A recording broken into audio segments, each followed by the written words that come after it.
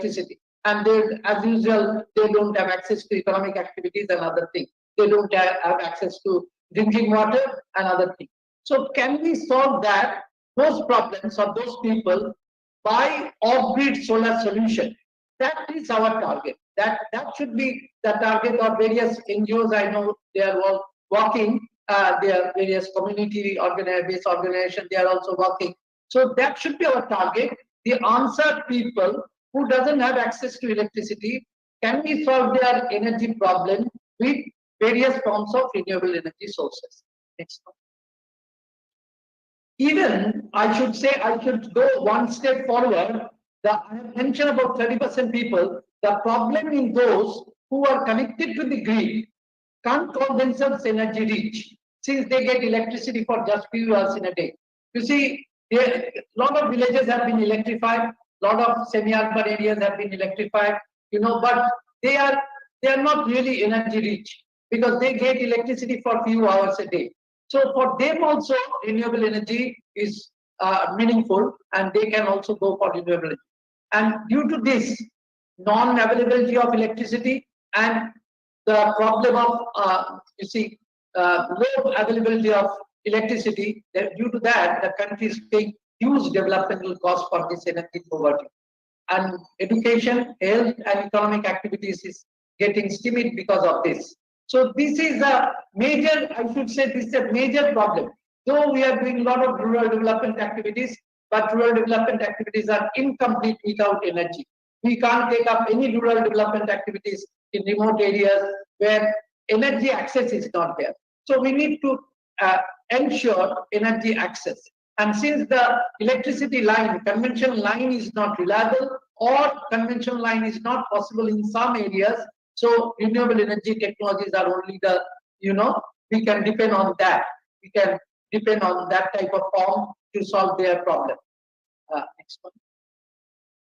The good news is that across India, small experiments are being conducted with the support of the government to solve energy problems of those rural areas where electricity has not reached, or electricity has reached but very erratic power supply.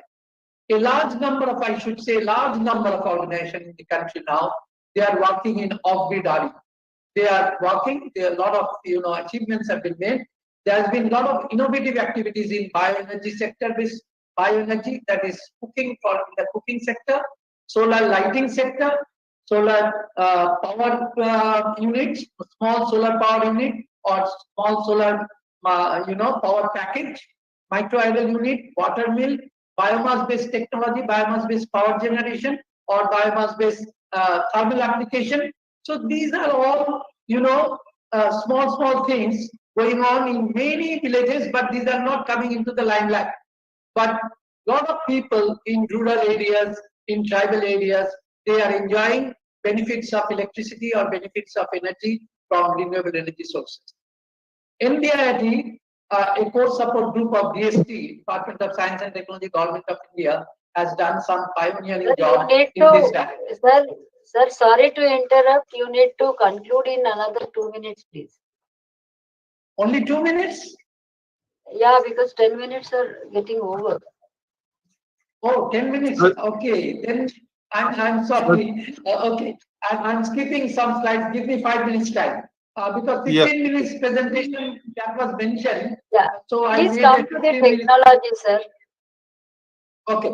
The micro-solar dome, solar water purifier, solar-based rural sanitation, floating solar. These are the technologies where India has done a lot of job. Next one. This you can see a micro-solar dome. Many rural households, particularly as I have mentioned, they don't have access to electricity. So micro-solar dome, I am coming to the technology. This is a unique technology combining, daylight capturing and also, PV photovoltaic, active solar capturing. A micro-solar dome is an integrated solution, unique solution for lighting up of village houses. So next one. You can see the micro-solar dome. A dome, upper dome is there, and it's transparent, and there is a solar tube. Sun tube is there with highly reflective coating, and then there is a lower dome, and for night time there are two small, you can see small solar panels. So you can see this is a complete product which is giving a solution to the people. Day and light, 24/7 light they are getting, and they are doing all activities during daytime. In daytime also, a lot of people, they need light, and day and night they are getting light, and they are solving their energy problem. So next one. You can see we have trained already almost 400 people in the various areas who are really, installing. In the country already 20,000 micro solar domes are working, and 30,000 micro solar domes are now being installed in the whole country. The program has gone to the industries. They have also taken up. That is the unique thing. From the government level, it has already gone to the industries. Industries are doing micro solar dome under their corporate social responsibility. Next one. Solar water purifier is another area where, in schools, in panchayats, and in remote areas, there is no water, drinking water, proper clean drinking water because of the shortage of energy. Again, solar energy, with the solar energy input, we have developed a solar water purifier. You can see the solar water purifier. Next one. That has been a unique development. It is supplying power for the RO, reverse osmosis. Power is coming from solar, and also for the UV lamp, power is coming from the solar because energy is not available. We have different type of solar water purifier, ultra frequency, ultra filtration model, and solar water purifier RO model. Already we have installed more than 100 solar water purifier in different parts of remote areas, tribal areas. So next one. Different type of 50 liters per day, 200 liters per day, 400 liters per day systems are available. So this is a unique technology which is very popular now, and a lot of demands are there for this technology. We have transferred the technology to 2 companies. Next one. 24/7 running water in the rural washroom is also a very important area. We have constructed a lot of toilets in the country, millions of toilets, but there is no running water. Why there is no running water? Because there is no energy. So with a micro solar pump, we have solved that. We are making a complete solar washroom. That is the Swachh Bharat under that mission, which Swachh Bharat mission. The toilets we have constructed. We have completed the toilet by giving them running water for 24/7 by only developing a small micro solar pump with a small intelligent controller. So this also you can see the picture. You can see we are putting solar panels, and there is a tank. On the tank with micro solar pump, water is going, and the panel and the toilets are now operational. 40% of the toilets in the country are non-operational due to non-availability of running water in the toilet, and we have found out a solution. You can see the micro solar pump picture, and that is the solution. So this is also a very popular program. A lot of industries under their corporate social responsibility, they are constructing this type of 24/7 solar sanitation. Next one. Impact I'm coming later, but now the challenges, which is very important. Off-grid solar systems are very appropriate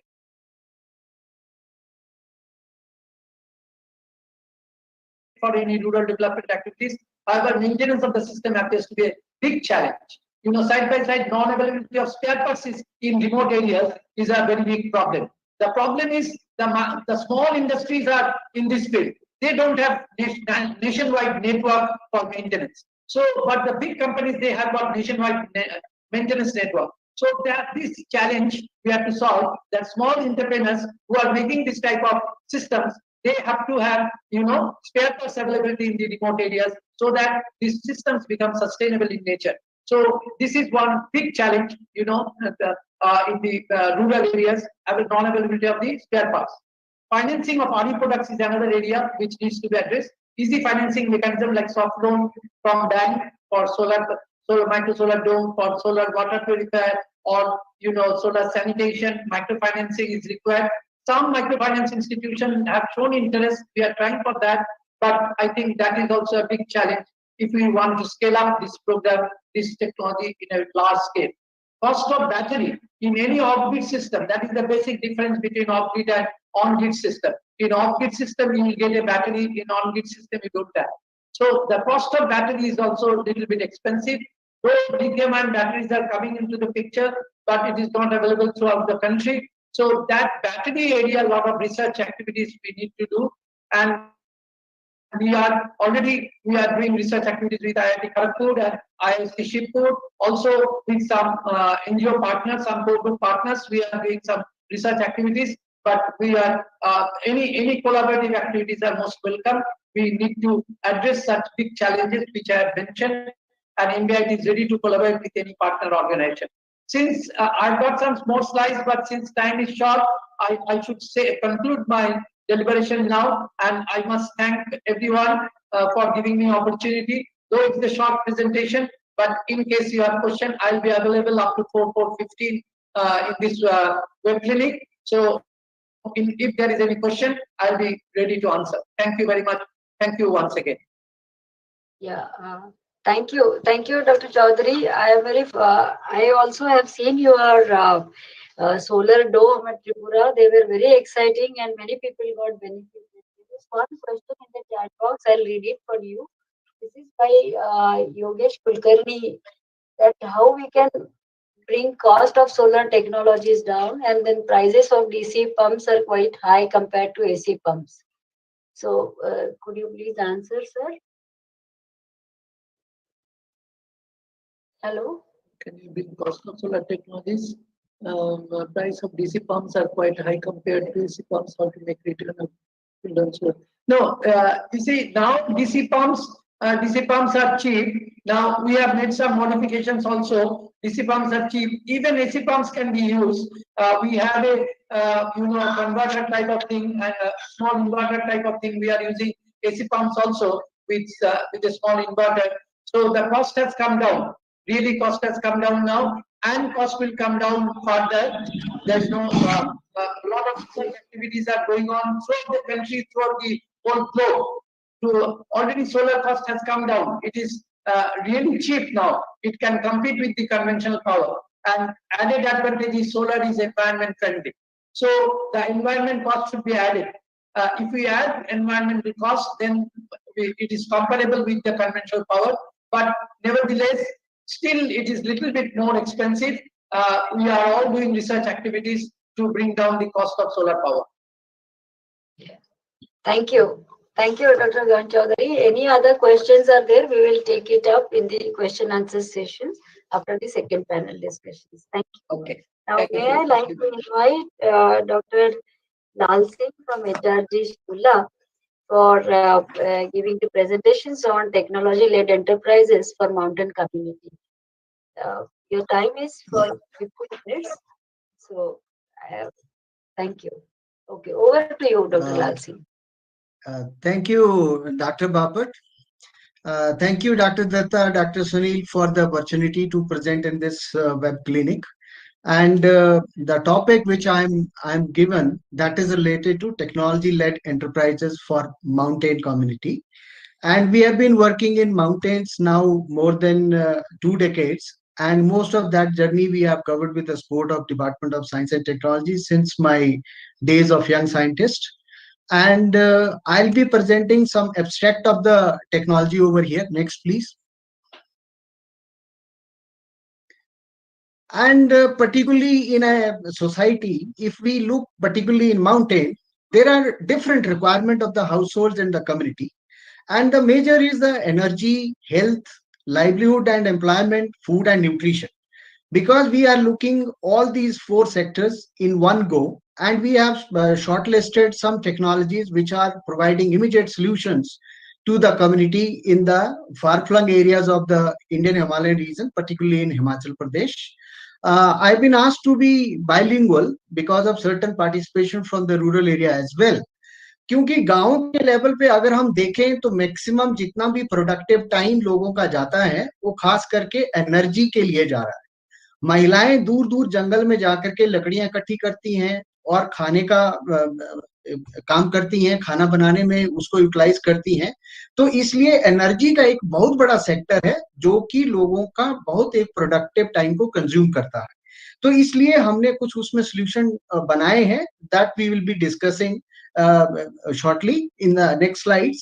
And particularly अगर energy के sector में अगर हम देखें तो बहुत सारी ऐसी चीजें हैं जिसमें कि वो एनर्जी का सेक्टर जो है माउंटेन में वाटर हीटिंग और स्पेस हीटिंग में जा रहा है, और लाइवलीहुड के लिए एग्रीकल्चर और लाइव स्टॉक रियरिंग के अलावा और कोई काम नहीं है।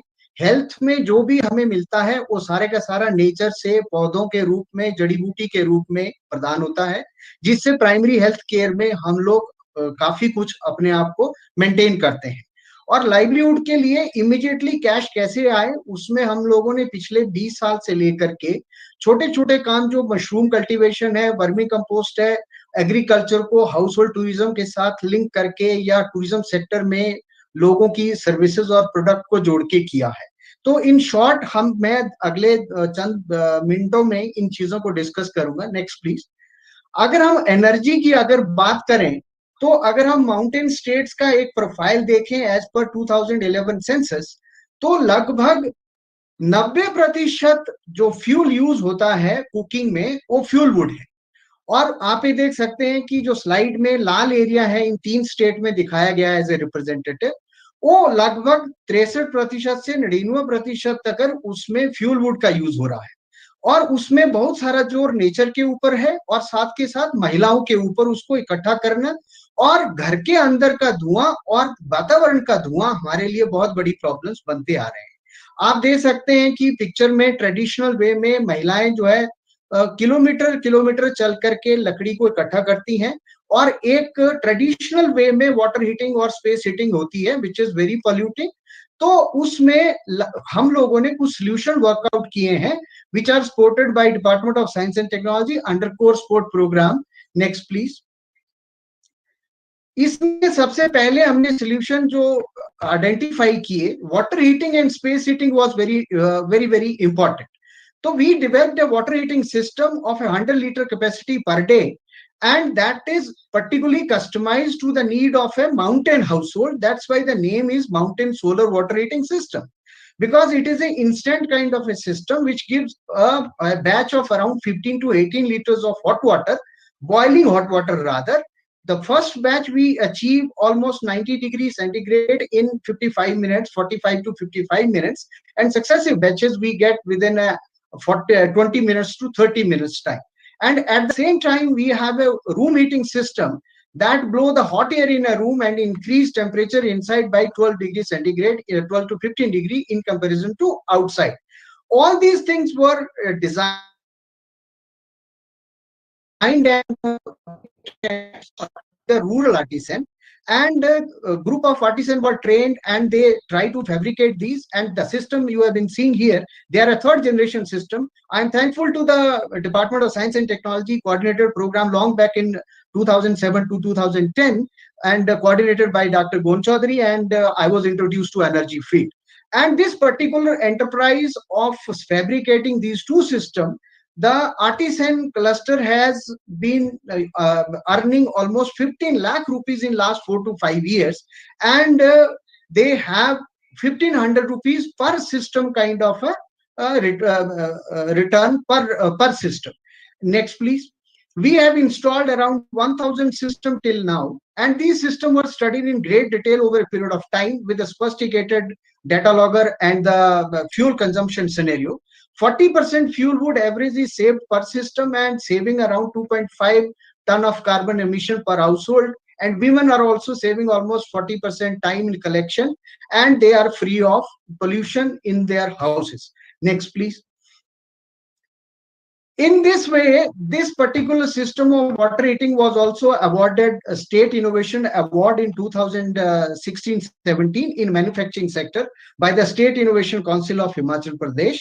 And in addition to this, the system has been adopted by many prestigious programs like USAID Forest Plus program, Himachal Council for Science and Technology here in Shimla for Vigyan Gram, and Subcast Kashmir took this technology from us to get this implemented in Janskar Valley under DST Time Learn program. And National Mission on Himalayan Study also supported installation of around 307 unit of water heating in a state of Himachal in 3 remote locations. Next, please. And now the point comes that how we scale it up. because we participated in Himalayan startup track of IIT Mandi in 2019, where we were looking for improving of the product and certification of the product under BIS and ISI kind of certification. But somehow we failed to achieve there. Most of the things there were related to classroom teaching on kind of concept of startup and all. But from this kind of exposure, we looked into the complete scenario of startup, but that is not functioning in a rural setup, because that is a shareholding based kind of a system, and we are looking for beneficiary and community, and they cannot be a shareholding kind of a and contributors to establish a startup. Therefore, I request to the joint secretary MSME this time, if I think sir is listening to me, there should be some new nomenclature for a social enterprise. I'll try to explain a social enterprise in my next slide. That is something very important, that how benefit goes to the society. It is owned by the society. It is for the benefit of the society. But ultimately, if we go to a startup kind of a mode, then ultimately benefit goes to the promoting directors or the shareholders, and the community or whosoever work there, they are merely a wage worker. Because in a rural setting, we need to prioritize this. And to improve this system, we are also looking for NISC Gurgaon, where these systems are being certified nowadays. We are getting some certification within next few days. And because results are delayed because of the Corona lockdown. And National Institute of Design also, because to improve the look of the system. And next, please. This is an enterprise which I can talk. Really, it is a community based enterprise. This is almost, we started in 2002 when we had a DST project for training of women on mushroom cultivation, and we started this with a bank finance from Punjab National Bank and KVIB back-ended subsidy, and the DST supported couple of replacement of the older equipment, and we refined this under first phase of the core sport. And this particular enterprise is of preparing quality compost for the growers in mountain areas. And unit is circulating around 40-45 lakh rupees per annum among different sections of the society, because central unit provide compost and spawn to the community in different areas around 6 districts in Himachal. And there is a cluster of around 500 people taking regularly compost from us. Annually, we provide almost 300 metric ton of a compost to these 500 farmers. Some keep coming, some keep going, but this cluster is being maintained. Here, basically, what is happening, the profit in compost making is hardly 5 to 7%. But if somebody cultivate mushroom on that compost, then profit comes to almost 100 to 125% net. In that way, the whosoever takes the compost, he is a tiny enterprise or a micro enterprise. Then finally, a vendor who sells the mushrooms in a market, he also earns benefit, and a retailer, he also earns a benefit. And this is how, this is rotating this money among large section of the society. And the people who takes compost is not a wage worker, but he is an enterprise. This is how we need to look for developing more and more clusters where people get benefited. Next, please. And you can just see the glimpse of the activities, how people have been taking off packaging, collecting, coming to one place and marketing collectively and taking it to the market. Next, please. And button mushroom, there is a only problem that when we sell this, we sell it on a market price. We supply compost and other material on a market price. But the farmer get mushroom compost from the compost unit of the government, where government provides 50 to 60% subsidy. But quality wise, they are not that regular in maintaining a quality. They do not supply compost round the year like us. And this is a major challenge for us, that people get to know that they get only one crop in a year, whereas they can get 3 crops in a year because of that subsidy component. If that comes to a unit where we are supplying the material equally better than equal or better than that, that should be included in a government scheme of providing subsidy. Next, please. And this is the most important enterprise in today's time, is of a medicinal plant cluster. We are growing one plant, that is a Charaita. Charaita is a genus of Schwarzschiya that has around 360 species. Ayurvedic Pharmacopoeia has written one species, that is Schwarzschiya charaita only, but not other species, whereas all the species are developed with a pace of time through cross hybrid kind of a technology in nature, and they have the active ingredients. But this is the next to Swartia charaita, but mainly it is considered as an adulterant. But we have profiled this and processed it to a level. Now we are looking to develop a product out of it over a period of time. Agro technology has been standardized, and DST has provided some machines and other things to process it. Next, please. Next, please. And the main use of this is to enhance the immunity, and to manage the diabetes, and to work for the viral diseases like jaundice, hepatitis. But now we have a cluster of around 1,000 households where we assure them 300 rupees per kg assured kind of a return. And in that case, this was also submitted to the sold to the Dabur India Limited, Charak, and all those things. But here we are trying that how we can have a GMP certified infrastructure for Ayush pharmacy and testing of raw material from accredited institute. And here I would like to highlight again a point of a producer company, because most of the time we are talking of a formulation of a producer company in such kind of exercises. We tried once, but we need to produce a producer certificate for the promoting members. In that case, the land is only on the name of the older people. It is not on the name of the younger people, and therefore they do not qualify to be a producer. But there is a procedure to provide affidavit on all that. But it is creating some kind of a issue. At the same time, to launch a producer company, farmer needs to have a 5 lakh rupees paid of capital with them. But nobody is ready to invest that much of money. Therefore, that is also not taking off in a manner we would like to take it. Therefore, again, from MSME, we would like to have a new kind of technology or some simplification of an enterprise for a social relevance. Next, please. And these are some common kind of mountain crops which are out of the scene because of the cash cropping due to economic conditions. But they are very important to have a nutritional security of the mountains. And particularly, we are dependent on PDS, and PDS has reduced the diversity of the crop. हमारे सिर्फ चावल और गेहूं उसमें मिलता है, कुछ दालें मिलती है, पर जैसे हम डेफिशिएंट टाइम में जब बहुत सारी चीजें खाते थे, आजकल पीडीएस में हम एक या दो चीजें खाते हैं, तो उसमें हमारी सेहत और हमारी न्यूट्रिशन, हमारे ब्लड लेवल में बहुत प्रॉब्लम आता है. तो इसलिए इन क्रॉप की मेन स्ट्रीमिंग भी हम कर रहे हैं. नेक्स्ट. और जिससे कि लोगों को अब पता लगने लगा है कि भी इन चीजों से हमारे क्या फायदे हैं. और इसमें सिर्फ यही एक मेन कंस्ट्रेंट है कि इन क्रॉप्स की price has increased with the pass of time to a level of cash crops. पर अभी तक लोग इनको कल्टीवेट करने के लिए उस वॉल्यूम तक नहीं गए हैं जो कि आज की सबसे बड़ी जरूरत है. और पीडीएस में इनको भी इनकॉर्पोरेट करने के लिए बार बार सुजेशन आ रहा है.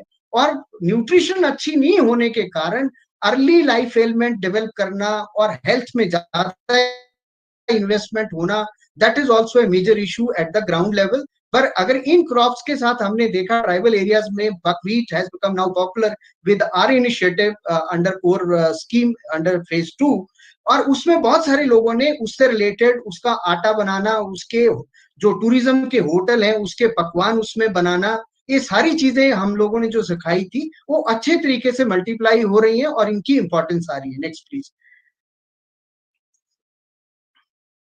तो जो सबसे इंपॉर्टेंट माउंटेन का सेक्टर है, that sector is related to fodder development.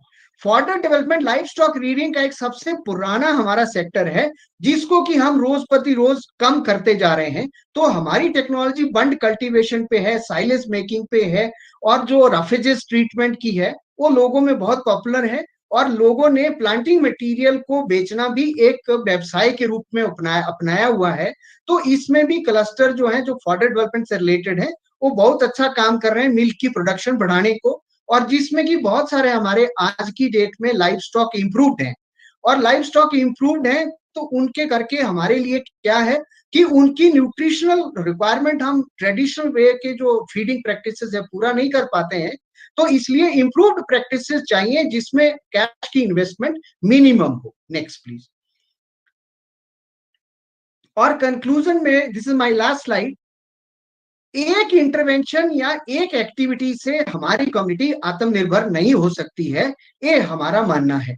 और इसीलिए हमारे को एक बास्केट ऑफ टेक्नोलॉजी गांव के रूप में गांव के स्तर पे ले जानी पड़ेगी, जिसमें बहुत सारी चीजों को हम लोग एड्रेस कर सकते हैं जो कि वहां पे रिक्वायरमेंट है। Holistic development of mountain community with SNT innovation and technology transfer, particularly in energy, food, health and livelihood is needed. And this platform is providing a better way to know each other and the strength and weaknesses and the opportunities. तो इसलिए हमारे लिए ये बहुत बड़ी बात है जहां हम सब लोग कोलैबोरेट करके या एक दूसरे की कमियों में मदद करने के लिए और एक दूसरे के लिए खड़े रहने की जो एक तरकीब बनाई गई है, उसमें लगता है हमारे लिए बहुत फायदा होने वाला है। Technical and financial support for making product and services, particularly in mountain, को एक अलग से कोई स्कीम के तरीके से उसमें बनाया जाए और जिसके लिए प्रायोरिटी में उसको फंडिंग के लिए और जरूरत के हिसाब से फंडिंग उसको मिले या सपोर्ट मिले और कम्युनिटी लेवल पे लोगों को प्रोत्साहन मिले, उसकी जरूरत है। और pledge for collaboration with community and corporate का भी अपना एक CSR है और कम्युनिटी की एक रिक्वायरमेंट है और उनकी वर्किंग स्ट्रेंथ है। इंस्टीट्यूट और ऑर्गेनाइजेशन इन दोनों के साथ एक ब्रिज बना करके जो ये सेतु वाला प्रोग्राम बना रहा है, I think it is going to be very important in the time to come. और as a HRG and HRG team की तरफ से हम लोग किसी भी कोलैबोरेशन को लोकल को सपोर्ट करने के लिए, वोकल फॉर लोकल थीम जो गवर्नमेंट का है, आत्मनिर्भर बनाने के लिए हमेशा तैयार रहेंगे। जहां हिंदुस्तान से कोई हमारे एरिया में कोई कंट्रीब्यूट करना चाहता है तो हमारी जो जमीनी स्तर की उसमें जो सपोर्ट होगी, that will be always available. Next please. This is all from my side, and thank you very much for listening to me and giving me an opportunity to be with you. And if there will be any question, I'll be glad to answer. Thank you very much. Yeah, thank you, Dr. Lal Singh. एक question मैं आपको पूछना चाहूंगी कि ये जो आपका value addition है, there are really very unique kind of like kidney beans हो या दूसरा कुछ, उसमें क्या आपने GI टैगिंग या दूसरा कोई और इसका कुछ वैल्यू एडिशन के लिए सर्टिफिकेशन आपने ट्राई किया है?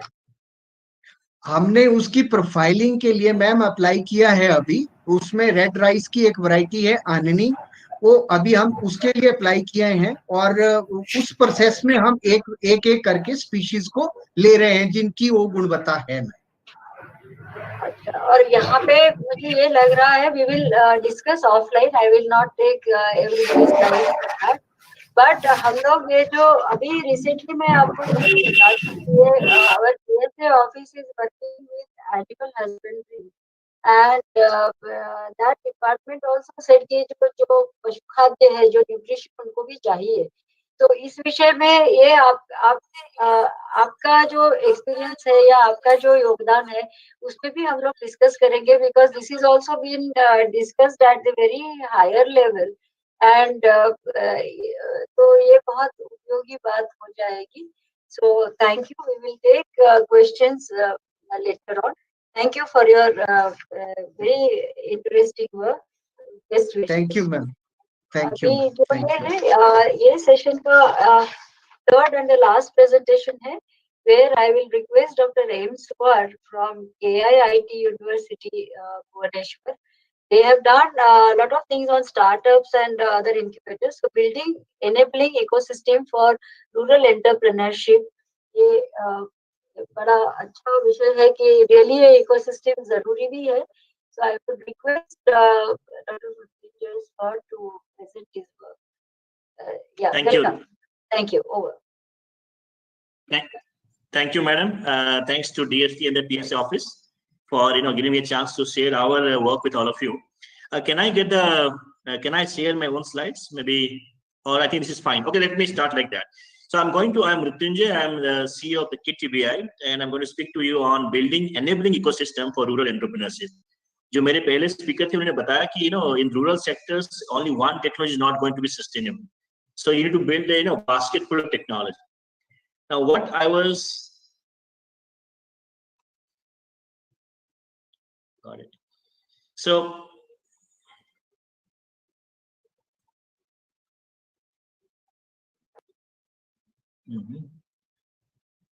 Yes, Kinkini, is there any problem? We are not able to hear Dr. Swar. No, I think can you? I think you run the slides because I think I'm not able to do that. So Yeah. what I was I'm not able to run it. Good. Yeah, I think our team will be able to run it. Yeah, can you go to the next slide, please? So I come from a institution which is called Technology Business Incubator. I think you have been hearing from many people since yesterday. So I come from KIT TBI. It's a very big one, supported by DST and then many other agencies, and we promoted 250 startups. And we learned a lot of things. That's why it will give you a message to you that how can we build a rural entrepreneurship ecosystem quite sustainable one. I'll give you a couple of examples. And also promoted 50 plus social enterprises and 16 cluster. Thanks, somebody mentioned about Spurti program. We are also promoting 16 Spurti cluster with a lot of NGOs, and 4,000 plus jobs created, big space, and we also provide certification, how to get it, IP, tech transfer office. They provide a lot of expert services, which is very much required. I have seen people have been talking, learning here and there, and not able to, set things to, in a structured way. So mapping of the local ecosystem, technology refinement, validation, scale up, gap identification. So we provide a lot of things. So you might ask why this person is talking to all of you. Next one. So during our next slide, please. So during this learning process of building the incubator, we also realized we need to build up the community for building the rural economy platforms. So if you really look at the slides, we try to build a community which is not just society, but lot many partner stakeholders. So technology development. So you need to develop technology all the time. There are many people that have built technologies. Thanks NIF, which is also a part of DST, is sitting in our campus. When I talk to them, they have ample number of technologies, and they want to disseminate. They want to implement. So I took that leverage. TBI took that leverage. We also took in a lot of institutions, startups. So we have got 250 plus startups, 50 social startups, grassroots level startups. KIT TBI itself, we are also producing a lot many technologies. Now, how do you adapt this technology? So you need to build partners. So KIT TBI is building that ecosystem now. NIF is part of us. We have local administrations. We have KIT TBI. We have got users, youth, farmers, and then you have to build a lot of many micro entrepreneurships. So what you provide, we reach out to people and start building their own capacities. Now, what intervention model in terms of rural entrepreneurship we are doing? So can I go to the next slide? Because showing half of it. So yes, good one. So what interventions model we put in a two structured way. We bring in a lot of things for the standalone individual startups. I'll give you those examples. And to build an integrated women technology park, which has been supported by DST Government of India. And you will be very happy that even the project is not completed, the whole system is quite sustainable. In fact, it's profitable. Now look at the standalone individual startups, where you need backward integrations with rural clusters by individual startups. And that is based on the need. And the integrations are demand driven, and the economic development is quite vertical in nature. Now, if you look at the rural women technology park, it operates in hub and spoke model, and you'll be very happy to learn that model. And the model units with the rural ecosystem promote higher acceptability and adoption of interventions, because you cannot simply tell them what you want to do. Now, economic development is community-wide, and it's quite oriented in nature. Next one. So look at the one example I'm giving, because I'll finish in 10 minutes. So standalone intervention. This is a very interesting startup who said, I want to work with the rural sectors, so there's tribal women. And he has a company called Bubble Nut Was. Now it's doing quite good. And they are extracting saponin from that called Rita Phal, making detergents, hand wash, those kind of stuff. And now we roped in, let's say they wanted some of the interventions of technology, a machine which is for the decortification. So we roped in NIF for this, picked up the technology, validated for the same kind of seed, decodifications, and they could see the 300% increase in the price of soap nuts due to technological intervention. So these tribal women, what you see the slides, been largely benefited because of the technology, which is quite affordable, taken from NIF, adopted, validated as per the need of the company, and now this is scaling up. You'll be very happy. More than 100 women are working for this bubble nut was company, and the earning is gone up to 3 times more. Next one. So if you look at this is quite interesting, the Women Technology Park. I have been, looking at seed, the division's work since so many years. I've been quite excited. And if you look at the interventions, the network, you need to build it very strongly. So before we learn how to make business, technology, transfer, build startups. So main intention was sustainability. Even for TBI, also same thing. So you look at the Women Technology Park, we realize we need to sustain it. Once you start it, it has to have a business plan for it. You cannot run something like an NGO model or where you only take money and then start, maybe you look for second level of money.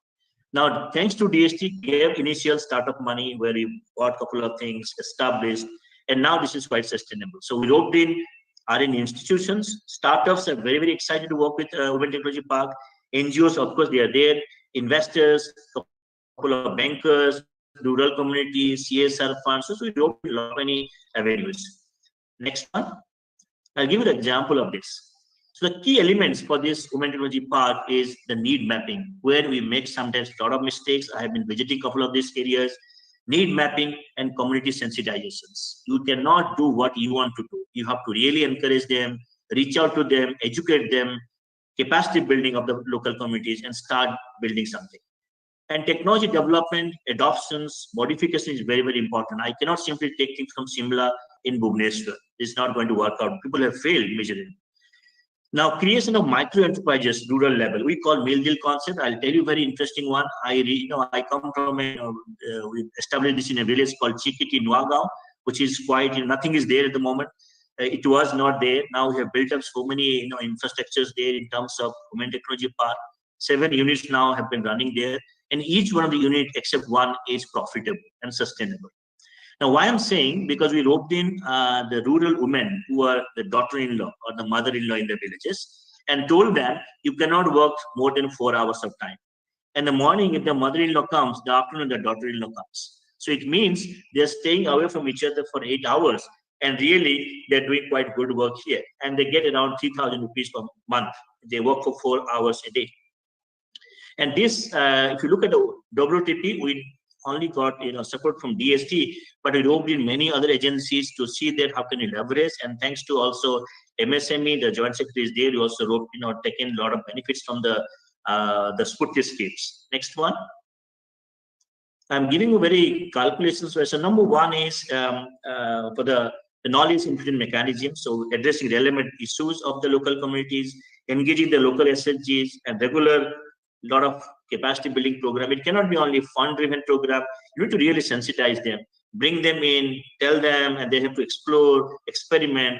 And a lot many training manuals have been prepared for them. And yes, we run several programs every year.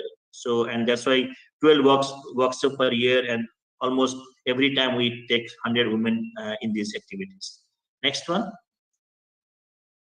So I think go to the next slides, please. This is fine. Next one. So look at this very simple model. So people in that village, well, nobody, very less people, they're using the sanitary napkins. And we built a business model. Initially, the package was very not good. So we brought in the packaging system, coding systems, the marketing, the brand system. And today, if you look at, the technology brought in from NIF, we put up a machine which is... And also, manual based, so that extensive training, rigorous quality checks. Somebody's microphone is on, please switch it off. Yeah, so, and the USP was biodegradable raw material. This is the USP of this product, and now this is not sold in the villages, also now sold in Bhubaneswar areas. People are now they're buying it from here. Now engaging local SHGs, and they're also promoting B2C sales. So the selling proposition has to be in their mindset. And yes, we have now roped in the linkages with startup company like Agregating healthcare company, which is now taking 3,000 pieces packets per month and giving 60,000, say 61,000 rupees per month. It's a one customer 60. So there are many like this. Next one. This is a incense stick production unit. So where people now China, because of the Chinese things, the square size, the bamboo sticks are not coming for the incense sticks. So locally, we procured bamboos, took again the machines from NIF, make those round ones, and these women are now working in the areas and really producing so many kgs per day. They're all happy. And here I'm just trying to tell you that you don't need to bring in high technology. It could be affordable technology where they need it, they're excited, they can work, and they get some money out of it. And there is an interesting model here. The guy who brings the raw materials takes it to the market. So this market linkage is quite well established. Many of these cases, the biggest challenge is the marketing and the scale of marketing strategy. So we have really, through our model of incubation model, we have taken care of all these systems so that they don't have to worry about the marketing strategies. Next one. This is a startup company who said, I want to contribute. So in that village, we mapped it, lot many millets. It is underpriced. Things are not happening. So they have been, promoting a technology for making noodles out of millets and making other bakery component, and which is quite, interesting. And this, I think this is going to be quite a scale-up operation. So this is also a very interesting technology where they make noodles out of millets. Next one.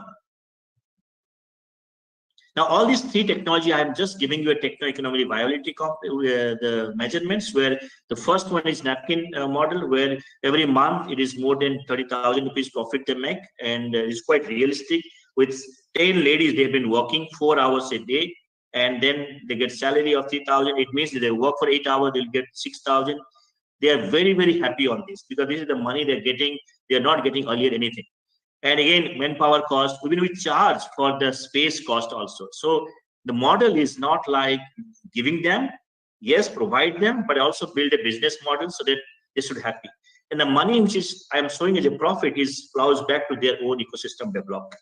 And that's what we want to make it more of a sustainable ecosystem. Incense sticks also making little profit, which is now break even, making profit. Even millet processing unit is making little profit, but it will now scale up because there are more potential customers coming. Next one. Now, yes, you see a lot many challenges, and I find if there are no challenges, you don't find opportunities. And I'm very happy that when people are saying things are not sustainable in rural sector, with our business intentions, our good intention, with the best practices from technology business incubator, we put up in the villages sector it through the form of a women technology park supported by DST Government of India. And today you could see the profit is not very high, but they're all sustainable ones. The same center, a small center, is now catering to more than 25 ladies. And the vision is we can make 100 such ladies can work there, and this will be more and more sustainable ones. Next one.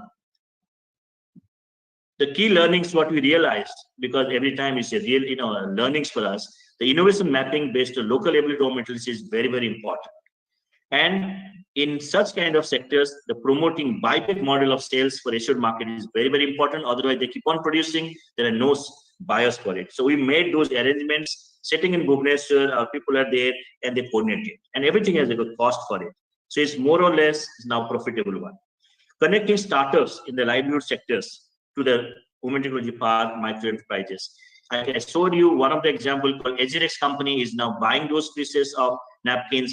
If let's say he's buying now 10,000 pieces, look at the size of the the unit is going to be 2 lakhs per month turnover. That's a quite interesting business proposition for a small entity micro enterprise in the rural sectors. And if you do that, think in this perspective, that do not underestimate things cannot happen in rural sectors. If you integrate lot many partners, stakeholders, the like-minded, the very easy, acceptable process, things are going to happen. Next one. So yes, it needs lot many cross-based collaborations, and you can see so many avenues. We are now working on all these sectors. We are now mapping those, feasibility studies you are doing. People are doing some studies for 3 months, giving us report. They are all feasible, not feasible, and then in next maybe 2-3 years, you will see 10 enterprises, more than 100 women working in a village sectors through a women technology park supported by DST Government of India. Next one. And I thank you very much. Things can only happen if you work together. And yes, we have to create livelihood. We've developed economies in the village sectors. And yes, we have to also protect our environment. Thank you very much. I hope I was not very fast. Yeah. Thank you, Dr. Jatinder, for your very enlightening presentation. Are there any questions? One or two questions we can see here in the chat box. You may like to see. Yeah, I think so. Anybody's asking. Local construction matter and tax in building construction, which has a huge potential job. Oh yes, I think he's right. He's saying please consider using local construction material and yes. That's a good one. I think we cannot do everything, but that's a good idea. So before we jump into something, we really do a feasibility study. There is a school of we involve our students, do a 3 months program, and then we pick up those which is showing good score. Mrityunjay ji, I have one question here. Hello. Tell me. Yeah, Dr. Sunil. You see, earlier speaker Dr. Lal Singh was having some apprehension about the word startup. Now, because you have shown the social enterprise sector also and the startup business, how you draw a line between the startup as a business, pure business, and as a social enterprise? Because there are a lot of confusion. No. Let me make it very clear. That's a very good question you raised. I thought I'll not comment on that because many people will not like my statements. A social enterprise cannot be enterprise if it's not sustainable. Now you make business, but the business should not have high profitability, right? So, for example, I'll give you an example. Let's say you're making a COVID kit, and then the COVID kit, the price has gone really 10 times. The cost is 50. You are selling at let's say 1,000 rupees. That's not a social enterprise. Now, I'm saying I'm making napkins, sanitary napkins, and there's a need, rural level, people are manufacturing in situ level, and they are having a small enterprise. That's a small enterprise. Now, I come as an Oxford MBA graduate. I said, okay, now let me scale it up. Because the rural sector, people might not scale it up. This is the main question people have been asking. And they don't know how to prepare balance sheet, those kind of legal, as per the industry kind of stuff. Now, I come as a graduate, and I really rope these people in. Like one of the examples Bubble was. It's a social enterprise involving rural women, tribal women, and the earning is become 3 times more. They're getting better livelihood. However, this guy building an enterprise which is profitable, sustainable, but it's not that way, 10 times. It's some percentage of it. So this is also, he has to also file, tax, those kind of thing. It's also, I think, it's a social enterprise. It's a business. If you don't think business, nothing is going to be sustainable, sir. I think social enterprise is also a business entity. You have to take it in a business model. Otherwise, every time you have to look for CSR, grants money, or maybe some donations, and things will not scale up with this. If tomorrow nobody gives money, you are dead. Yeah, I would just like to ask one thing out of your experience. See, when we think about this rural women or rural community for that matter, how their interest in understanding this newer technologies or any techniques or device operation. Very good, very good. Because I travel to that village sometimes just to get feedback from them, and be very honest with you, I was having some apprehension that they will not come forward.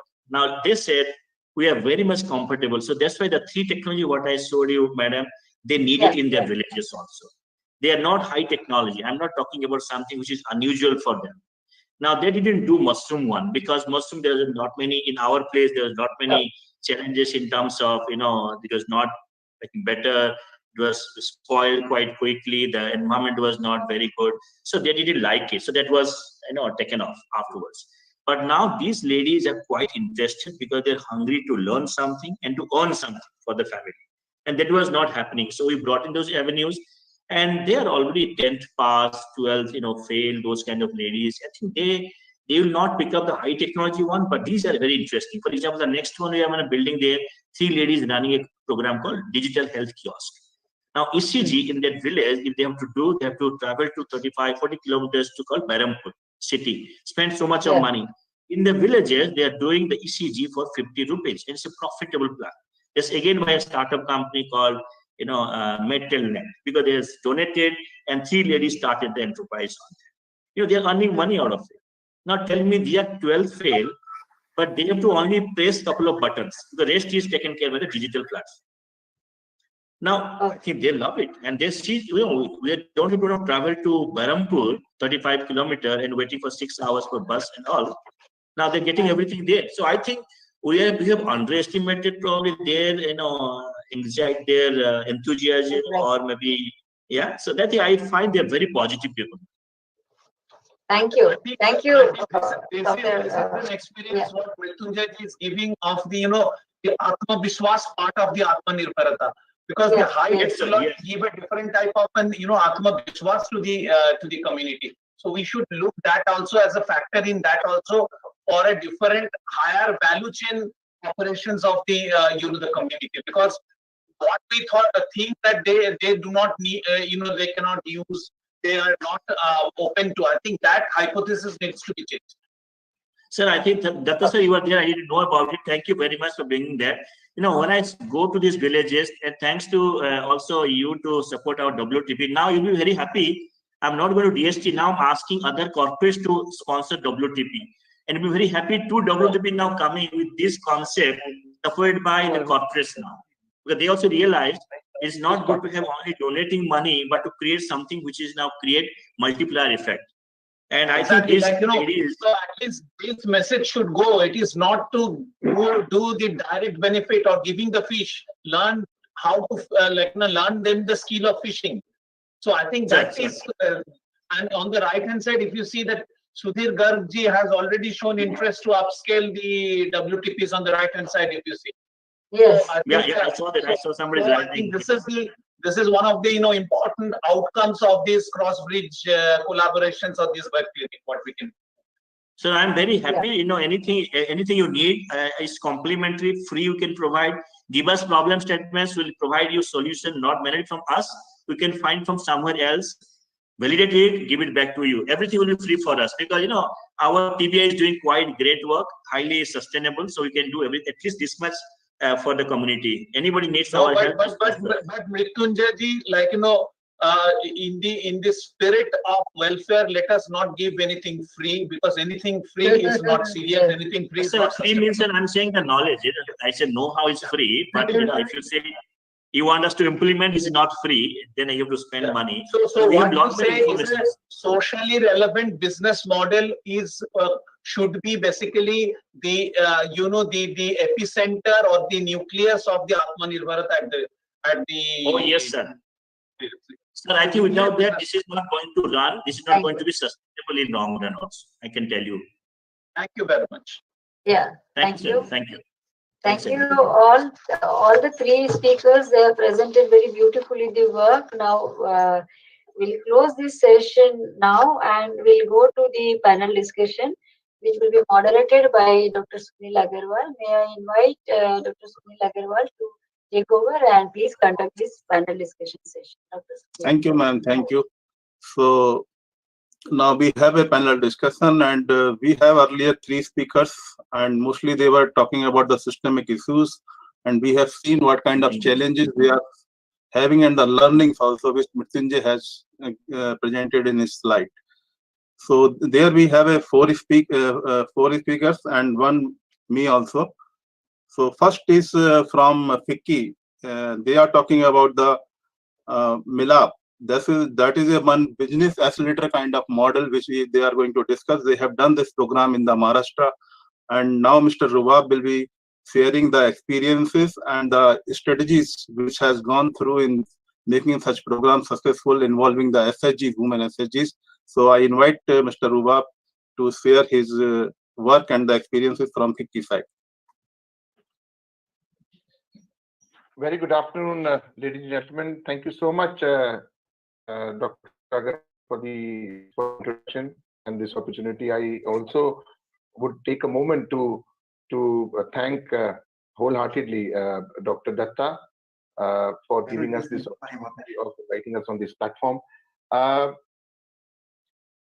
As Dr. Datta just briefly mentioned before my presentation, and also the eminent speakers, what they talked about is that the Atmanirbharta part and the Atmavishwas part is the key behind promoting entrepreneurship in the country, and especially when it comes to women entrepreneurs.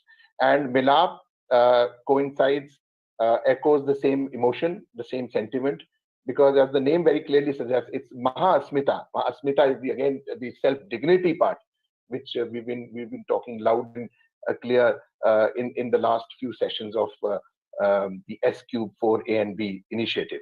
Mahasmita Innovation Livelihoods Acceleration Program, a very unique program. There's a little background to this. This was basically this discussion started when the Global Entrepreneurship Summit was organized in India, when Ivanka Trump had come and Prime Minister Modi was spearheading that initiative from India. And the theme then was women entrepreneurship, promoting women entrepreneurship back then. And this is a clear outcome of that very initiative, something we've been very closely, which demonstrates our close work with the Government of India. In fact, Women Entrepreneurship Platform, which was also an outcome of that summit, we are one of the founding partners to that, and we are very happy that the Seed Department, under the leadership of Dr. Datta, they have given us the opportunity to actually consolidate all those efforts and bring them all together under a project which we are working on right now, and very soon that would be launched, God willing, with support of all the key stakeholders. Milap, about 3.5 lakh self-help groups are registered in Maharashtra state. A lot of us are aware of this. Milap's target has been a business and revenue acceleration of uniquely identified 100 SHGs selected based on turnover, geography, and activity. I will talk more about it. So basically, it is a joint effort of Federation of Indian Chambers of Commerce and Industry, FICCI, and Maharashtra State Rural Livelihood Mission, MSRLM, which partnered to start a rural livelihood accelerator program for mentoring and supporting these selected rural enterprises, which were driven by women, the rural women of Maharashtra. Next slide, please. So Milap, a unique rural business accelerator, as I said, to uplift the unorganized sector comprising of non-farm women-led self-help groups in Maharashtra, mostly dealing in products such as handicrafts, handlooms, local art, ready-to-eat snacks, etc. Everything which was non-farm. Through various training workshops, platforms from B2B and B2C, business to business, business to customer sales, SHGs have shown exponential growth in their revenues and the quality of their products. एक असल में जो एक सशक्तिकरण वाला काम था, somehow एक women empowerment वाला जो काम था, through this initiative we could really work on that, and we are very proud that we could deliver something which was really commendable and has been appreciated across the board. Next slide, please. Thank you. So basically, the idea, the mission, the objective was to converge the ongoing efforts of MSRLM. When I say ongoing, so we basically mean there were certain silos. There are certain silos when you're working for over a long period of time. Silos. So we need to break those silos. We realized, we identified those silos. We broke those silos down, and to consolidate all of those together, to bring up a strategy to further enhance the not only the livelihoods but also the revenue of those women SHGs. We identified innovative training methodologies to not only provide sustainability to those enterprises but also to ensure business growth and development. Provide access of domain experts and mentors. Very important. Hand-holding, mentorship, we realized was the game changer in this entire initiative. Provide training, crash courses, and workshops for conceptual clarity. People, even when we started, we thought training, crash courses, people, they might not be very well educated, they might not be able to take it. But the way we could gather those partners together. So when we say partners, we had the Indian the ILRT, we had Facebook, Dharma Life as the the organizations who were working on the ground in Maharashtra. We could get all of those together because they were anyways working in this domain. So we brought under Milap all of them, and we could really engage with them to create some positive impact. We increased the revenue of enrolled SHGs exponentially. One of my slides will also show data of what we actually achieved. Training and introduction of alternate livelihood opportunities. To me personally, this was the biggest intervention of this Milap program.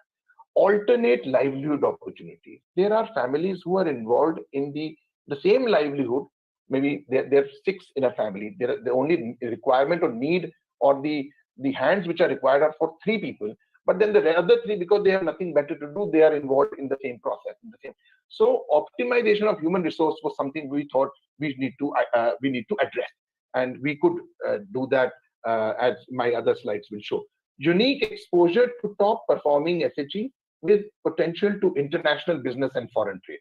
Now, this is in one slide. I will moving forward will show how these SHGs found themselves in international borders outside India, who had barely traveled to Mumbai in their lives.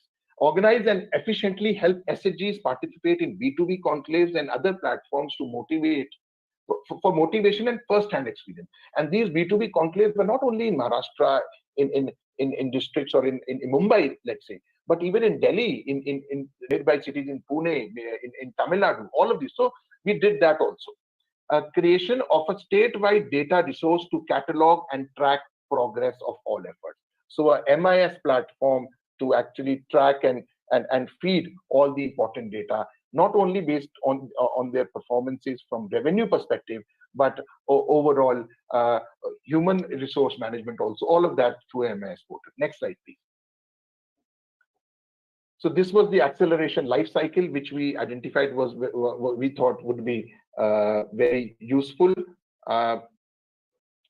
Orientation, basic awareness, advanced training, which included soft skills, strategic management. There were thoughts that why are we getting into so much of detail? Because we thought we identified this as a gap. We thought this is something which they need to basically to reach to the empowerment stage. This self-confidence, this self जो निर्भरता वाली बात थी, जो विश्वास वाली बात थी, वो बहुत इंपॉर्टेंट थी. तो हमने सोचा इससे ही शुरू करा जाए. Why not start it from the root level? Advanced training करी, sales management, information technology, IT से उनको through our partners Facebook, they were very supportive. IT Facebook page banana, manage करना, वो भी उनको हमने सिखाया. Skill development workshops करी, B2B conclave where it was in Bombay, in Delhi, in Pune, in Rajasthan. We made them travel to attend these B2B conclaves. Otherwise, they were only relying on their Saras Melas. We did business review of SHGs and program assessment. उनकी और भी other form of skill development workshops भी करी. Committee review, stakeholders meeting for assessment and renewal. MIS portal का जैसे मैंने बताया. Then Maharashtra Saras, जो उनका महालक्ष्मी Saras exhibition होता है, that is the biggest, the signature flagship event in a year for them, and we made them ready. So our 100 SHGs which we selected and picked, and they were, mind you, they were selected from there was no single criteria. जी एक ही basis पे हमने उसको एक बड़ा evolved process था. They need not be only people who are making turnovers, high turnovers. So there was a mix of people of SHGs who were doing well, who were doing moderately well, and who were almost defunct. So it was a mix of all those SHGs, so that we could assess कि हमारा कहाँ तक उन पे असर जा रहा है. How well are we able to impact those SHGs in a positive manner? Next slide, please. So these were the challenges. They lacked some sort of knowledge, high-level abstract concept of business. Communication, negotiation skills were definitely one of the challenges. Scalability, जो packaging, pricing, and production से related जो चीज scalability के लिए काम आती है, that was somehow, although MSRN was working on these areas, but we brought a new dimension to the entire approach. Sort of resources limitation भी होता है. Lack of backward and forward linkages. There were linkages, but they were not put together. They were not brought on the same table. So उनके contract management, how they could get bulk orders. I mean, through industry partners. This is what FICCI brought to the table. We had industry members, industry partners who were starting with Maharashtra. Then we eventually had people from Punjab also coming down to Maharashtra during one of the Annapurna food exhibitions to buy in bulk the ghee, which was, can you imagine, a client coming from Punjab to procure cow ghee in Maharashtra. And then lack of latest equipment, machinery, something which we also help them manage moving forward. Next slide, please.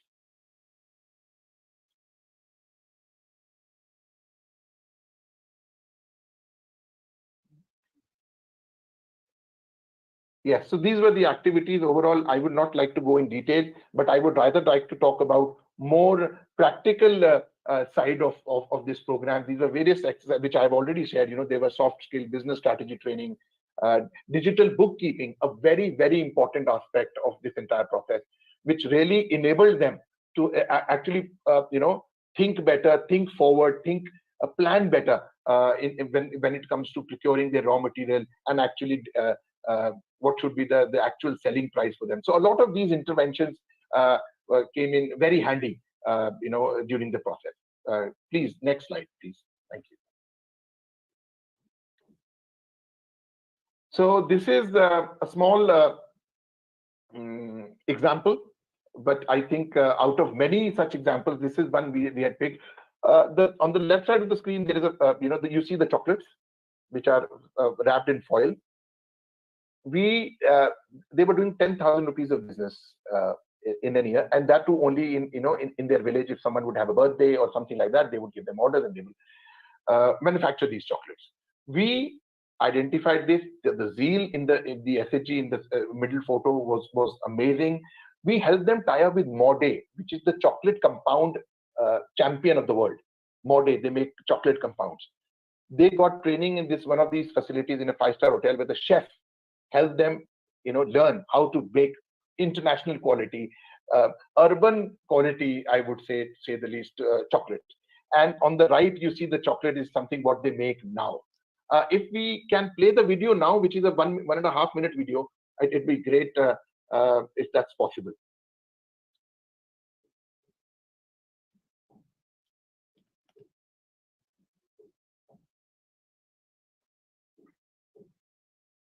So the video actually is about that lady who would be talking to us now. Yes.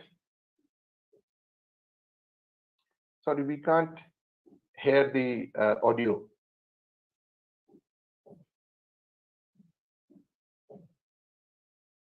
Can we hear the audio?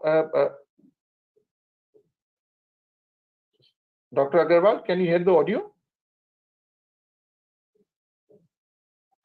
Prasar team, please. I couldn't see.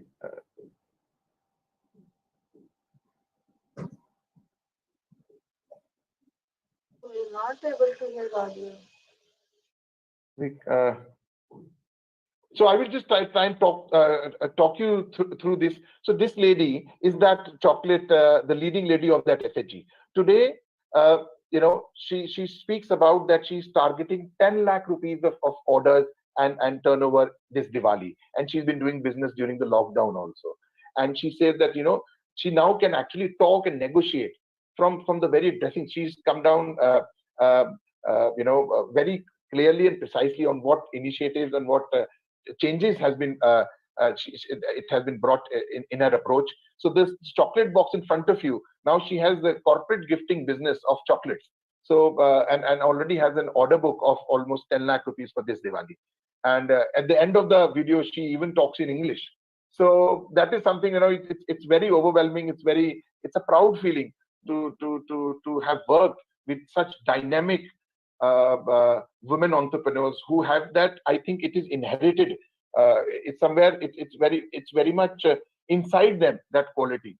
And I think we could really just bring them out in open and bridge that gap of their good work with the market.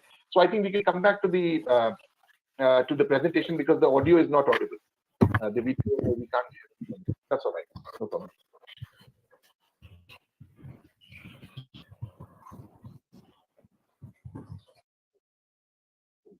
Yeah. Next slide, please. So this is a few photographs of 5 of these SHG women finding themselves in US at the Facebook headquarters through our partners with the Harvard University, at the Google headquarters. And they actually, it was a trip where they interacted especially the Indian diaspora.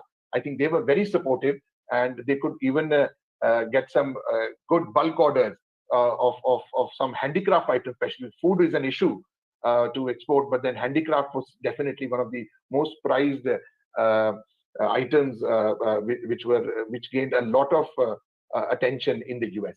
Please, next slide, please. So these are few numbers. You can refer to these numbers. These are one of the few top performing SHGs. Some have even hit a 30x revenue through the intervention of almost 9 to 10 months only.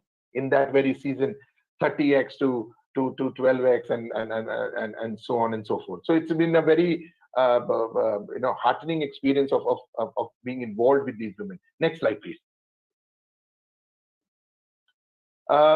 Increase in revenue ranging from 2x to even 30x. I think this is so from a 2.4 crore to a 5.9 crore cumulative growth in revenues in a calendar year. I say calendar year, but it was almost actually 10 months during that intervention of MILAP. All SHGs have undergone orientation for GST adoption. Eligible SHGs have even provided GST numbers, PAN, Udyog, Aadhaar, shop access license, all of that. And that through all our mentorship network. So every SHGs out of these 100 SHGs, they have been allotted a mentor. So one mentor was looking after 7 to 8 SHGs. And this was the responsibility of the mentor, and they continue to handhold them. Even after an year has passed and now they are on their own, but the handholding support continues. Whenever they face an issue, their point of contact is the mentor, and they engage with the mentor. Best in business, food processing, and product development practices have been coached. More than 30 MOUs have been signed with organizations providing subsidized or free of cost services to SHGs regarding logistics, QRs, etc. Next slide, please. So these were the partners. I will take, if I have another couple of minutes, Sunilji, can I talk through certain technologies also very briefly on the Millennium Alliance, if I have 2 minutes? Just you pass on like that. Yes, please. Can you move on to the next slide, please? Yeah, the next slide. So in FICCI, we have a Center for Technology Commercialization and SNT and Innovation, where this comes naturally to us since 2007. We have been running on 3 pillars: innovation, entrepreneurship, impact. Provide an institutional framework to Indian innovators and startups and helping them scale their business. And policy advocacy to address the challenges is also one of the key areas we look into. Next slide, please. Just to mention about one of the programs, which is Millennium Alliance, number of innovator startups which we have supported in Millennium Alliance, India Innovation Growth Program, multiple programs which we run. The numbers are right in front of you. The number of jobs created are over 138,000. Funds provided from FICCI run programs over 100 crores as grants and as awards. External funding leveraged by FICCI portfolio companies. We are very proud to call them our portfolio companies, all over 450 crores. And number of lives touched through our innovations, which we've supported, over 6.2 billion. So Millennium Alliance, I think we can go on to the next slide. It is an inclusive platform to leverage creativity, expertise, and resources to identify and scale innovative solutions, grassroots innovations. Next slide, please. And we've been running this successfully since 2012 with partners like USAID, Government of India, DST, TDV is a key founding partner, USAID is a partner, UKAID is a partner, Facebook is a partner, the private sector partner, and many more.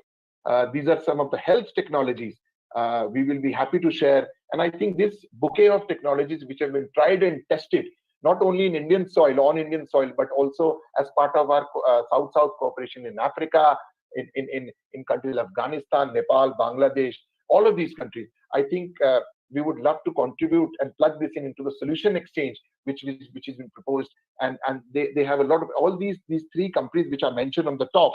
They are like Forest Health, the eye solution. They are almost in 5 to 6 countries starting. They started with Ethiopia, and now today they are in other 5 to 6 countries.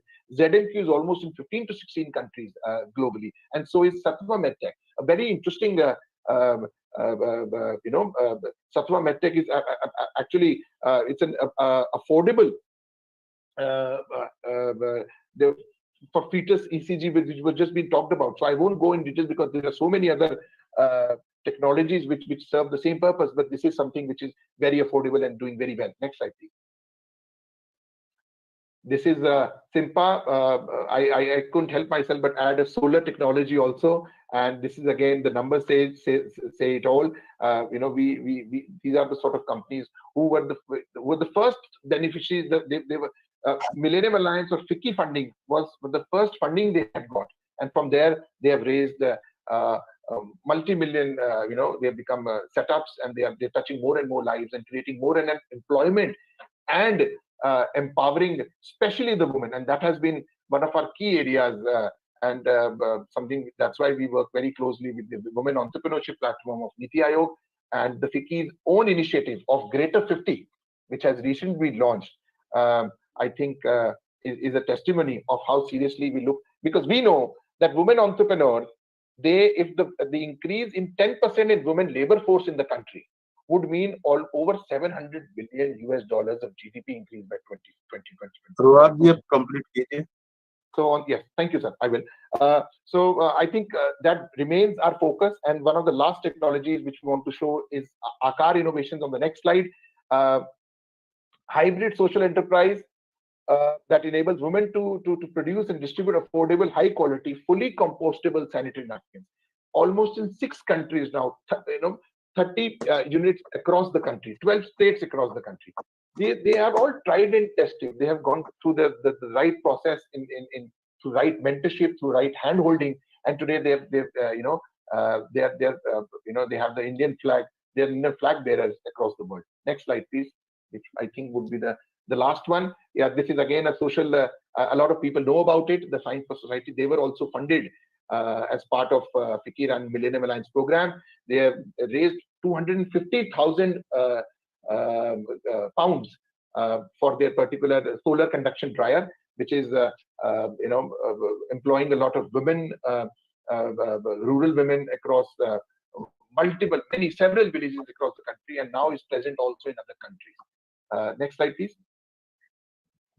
So that's all I wanted to share in this brief time given to me, and I thank you again for this amazing opportunity we've got, and we'll be happy to work closely with the Seed Department under this initiative of Science for Society Setu for Atmanirbhar Bharat. Thank you so much. Any specific questions to Mr. Ruwa, please? 1 or 2 questions.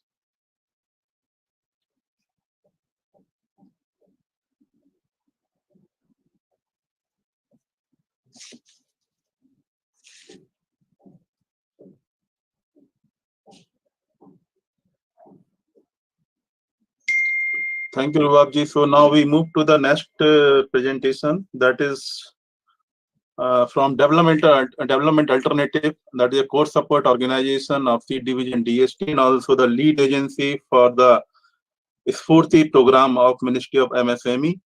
And Development Alternative has a one wing, Indian Micro Enterprise Development Foundation, and they are all coordinating that program on the cluster-based model, 17 clusters, which Joint Secretary Sir has already mentioned about the Spurti program.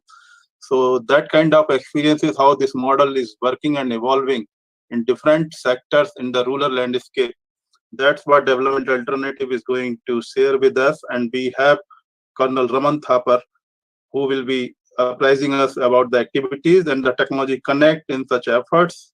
And also this will be followed by one of the cluster, bamboo-based cluster, that is in Gujarat. So we request Colonel Thapar for his presentation. Please.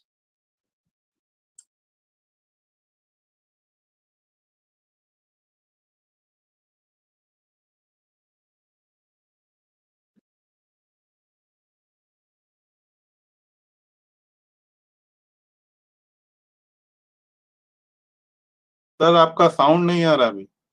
Mic mute है sir का. हाँ.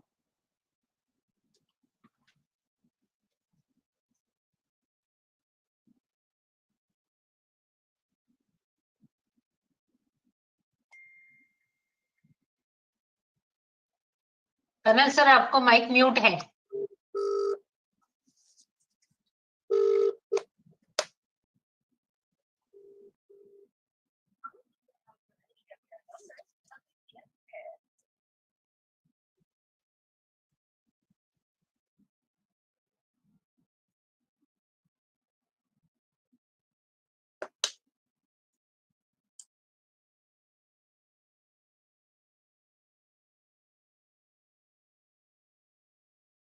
सुधीर थापर साहब के present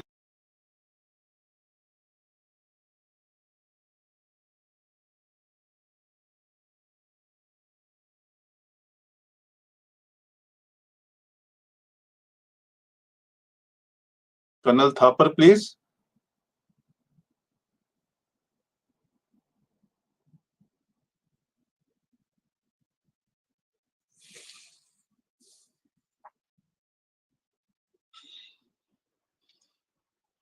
Hello. Hello.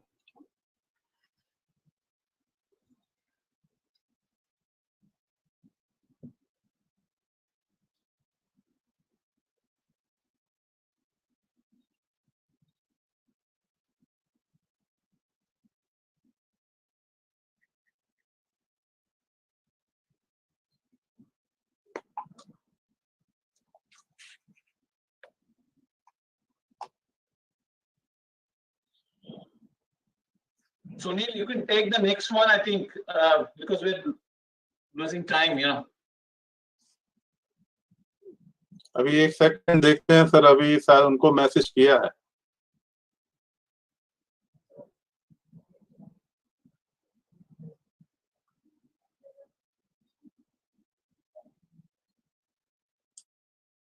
Speak once. हाँ बोलिए बोलिए sir बोलिए. I think he has logged in from 2 accounts, so उसमें भी problem हो रहा है. नहीं हो रहा. He has logged in from 2 accounts. Sir, you can log out and again come in. Yeah.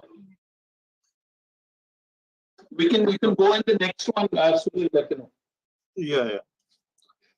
So we invite Mr. Hanish Katnawar from Kangra. That is developing eco-friendly and innovative disruptive products like hemp, sanitary pads and masks. That is from Himachal Pradesh. And thereafter we will see the presentation which we were looking for from Colonel Raman Thapar, because earlier 2 presentations are linked with each other. Thank you, Dr. Yeah, thank you, Dr. Sunil, for giving me the opportunity to speak on this platform. So, I mean, after seeing all the presentations here today, so we are just a startup, like we started in 2019, and we are working on developing eco-friendly and innovatively disruptive products. And first of them is sanitary pads, and we recently also came up with masks. And the unique aspect about both the products is that we are using cannabis hemp for making this product. So how all of this is going on, I'll continue in the presentation. So this is the title slide. Next slide, sir.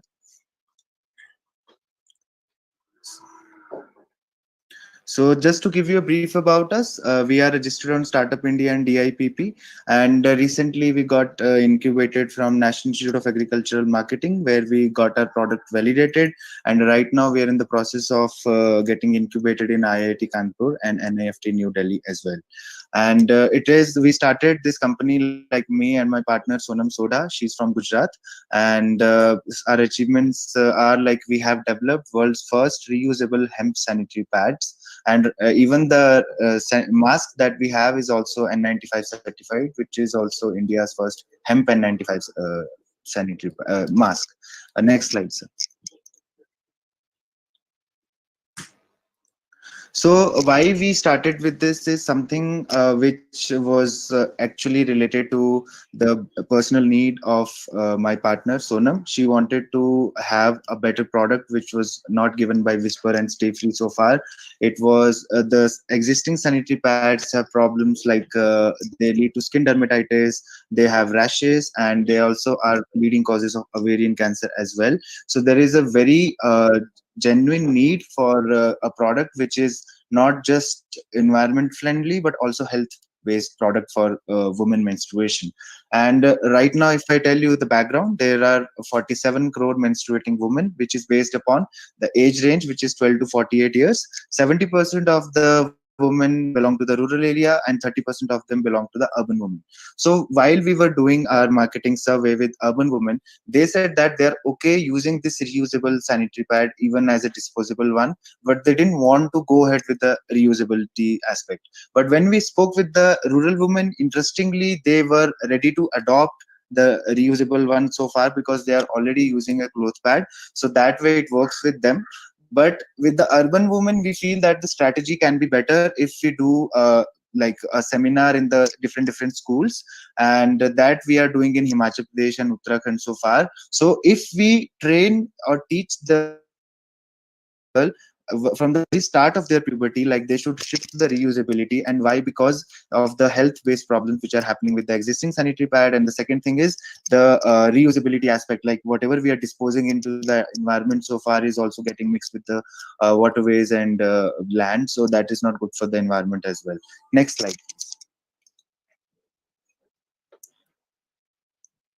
So actually I had sent it as a presentation, so but it's a PDF, so but I will be able to speak it out. So far we started this with 3 problems identified so far. First problem was that there is no good sanitary pad or mean of menstruation for women. Second is there is no alternate cash crop for farmer. So there are basic crops which are there like गेहूं होता है या फिर मकई होता है, but alternate cash crop नहीं है. And the third is the plastic waste which is going on. So these problems are related to the social, economic, and environmental impact. So whatever products we create or whatever projects we come across, they highlight all these 3 important aspects. So these are the 3 problems. Next slide, sir. So the solutions that we are focused on, the first solution is this reusable hemp sanitary pad, which has been validated from Atira, which is a government laboratory as per IS 5405. And so this product we are going to launch in the month of December, because right now it's going through the patenting process. Solution 2 is we are making it in the form of by using hemp fiber, which is there in my hands right now. So I mean, so this way we will be getting it from the farmer. So that is a way to boost the farmer economy as well. And the product is already here. You can see the product. We have launched it in 3 different types because we have to go very specific. And when this topic was given to me, which is about disruptive innovations, I come from an engineering background, and I don't want to work upon anything which is repetitive, which something has already done. Why should I do something like that? So if we have some kind of approach like that, then we can not only just make impact in India but also in the world. And that is how, and this sanitary pad is more in demand in Europe actually, because they are already aware of the need for reusability and the benefits of hemp. Next slide, sir. So this is the product pictures which we have already got validated. Next slide. These are some. So far we are going through the human trial. Like there are 4 people who are doing the human trial. One is my partner Sonam, her sister, and my sister is also using it. They are using it for last 8 months. And they have said that, and we have actually gradually developed the design also within those 8 months, because as they kept using it, they came to know how it can be more perfect. So it's a very sensitive product. We cannot just launch it like that. So it's better that we launch it with human trials. Next slide, sir. So this is the USP that we are holding. It's a reusable product. It's rash resistant, so skin dermatitis won't be happening. It's UV resistant. We have got it tested as well.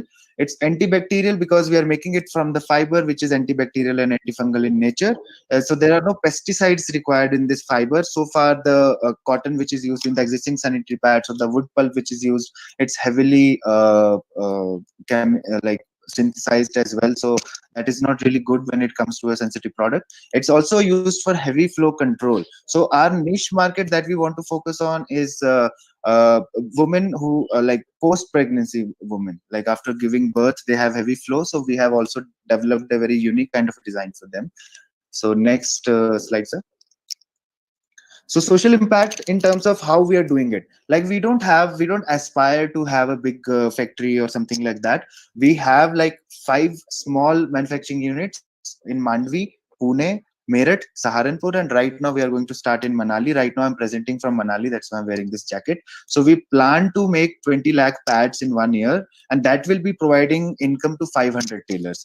So that is why we call ourselves a social enterprise, because we are we are not we are focusing on handmade product, which is supporting the artisans. And this is my second business. My first business is into digital marketing and content. So right now, I have experience where people work from home and I provide work to them. So this is one of the ways where we as Himalayan Hemp will be able to provide tailors work at their homes, and specifically women, so that it also empowers them economically. Next slide, sir. Second is the economic impact. So far, the income which can be generated with the this sanitary pad that we have is around 2 crores.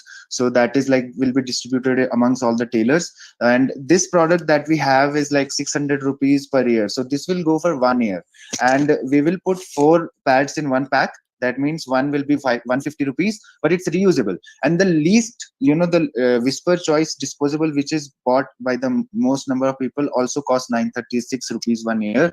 That means one woman is like disposing of 60 sanitary pads in 1 year, and here there will be only 4 sanitary pads and they won't be disposed as well. So that is a good environmental cause. Now next.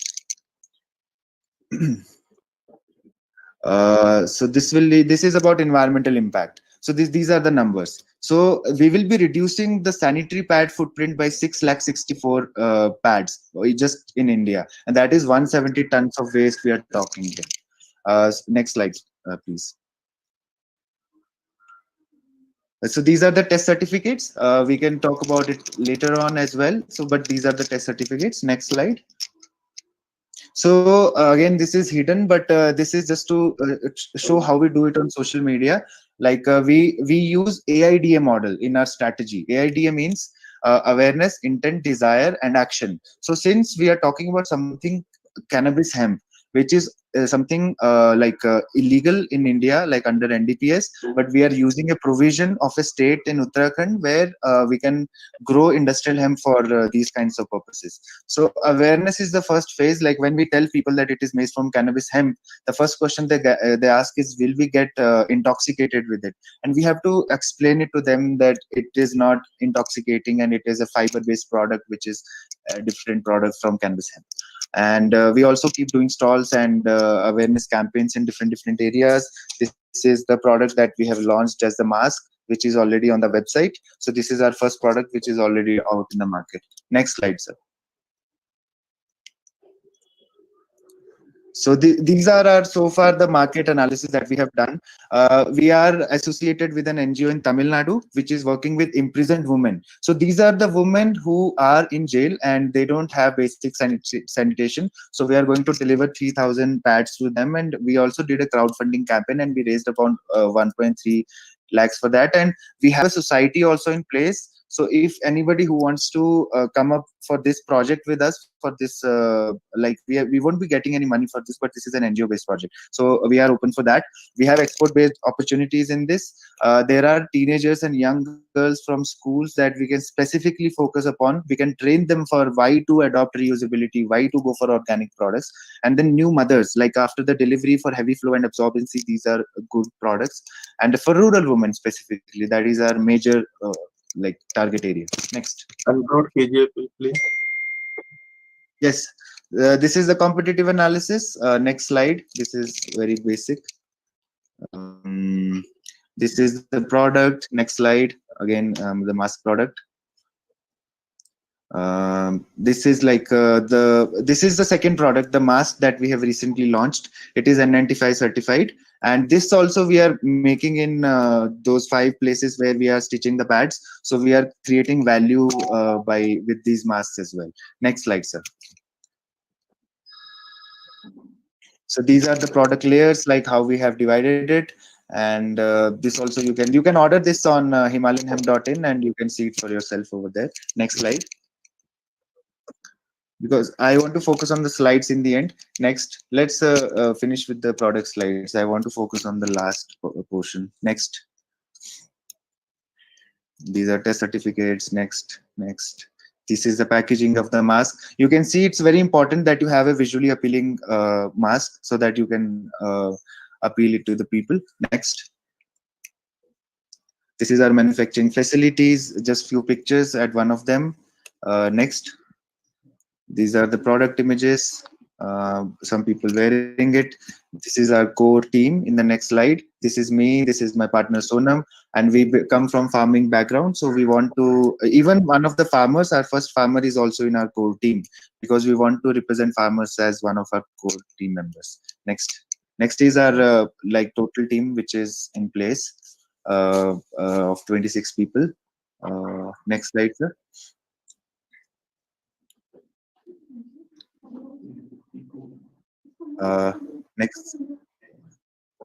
Next slide.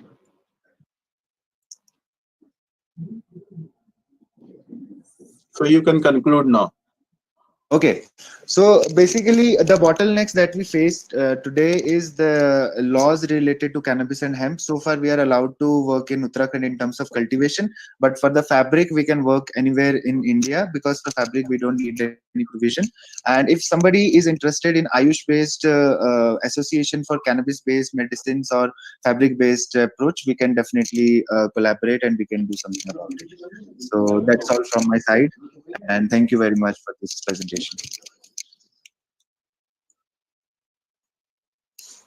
Thank you, Mr. Kapnawar. The beauty is that you have worked on the certification and then validation of the products. So that is the kind of products which can appeal to the market. And now we open for any questions to this is specific products. Yeah, Mr. Anish, I have a question. Like because this is it's a very personal products to the alternate, using the alternate materials. So here, do you follow, because as far as the sanitary napkin is concerned, there is an Indian standards IS 5405. 5405-1980. So do you follow that, or is it compliant to that? Yes. This sanitary pad is complying that, and those test certificates were conducted on the basis of that standard. In nothing. It is 5405 compliant. Yes, sir. Thank you. Any other question, please? Yeah, Madam, I have one, Sunil ji. हाँ बोलिए. सुनील जी, मेरा एक सवाल है इनसे कि आपने बोला कि आप ह्यूमन ट्रायल भी कर रहे हैं, तो for any human trial or clinical trial you have to take some approval. Do you have such kind of consent or approval? Sir, like it's like my partner.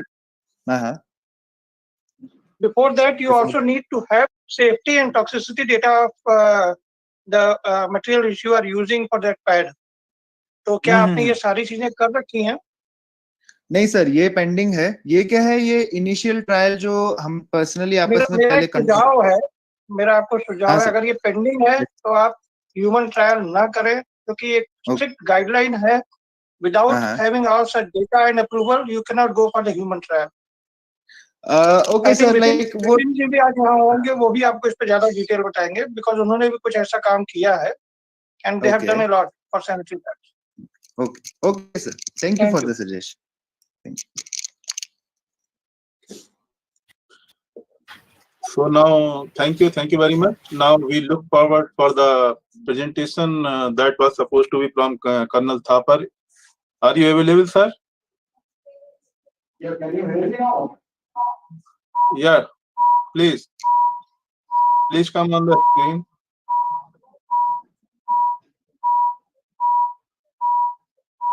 Or Kanika can join. I hope I am working now.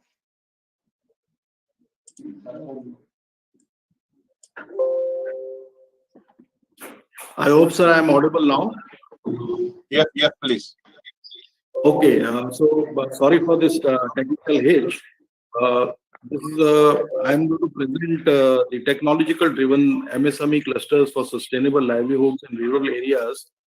And this is going to be a presentation by the IMEDF, and IMEDF is a part of the DA organization, which has been 3.5 decades into the green technological solutions and the microgreen enterprises, and basically into the construction, energy, water, and waste management sectors.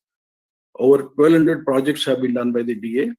IMEDF is a social enterprise development vehicle of the DA, and it is into the green and inclusive entrepreneurship. Next slide, please.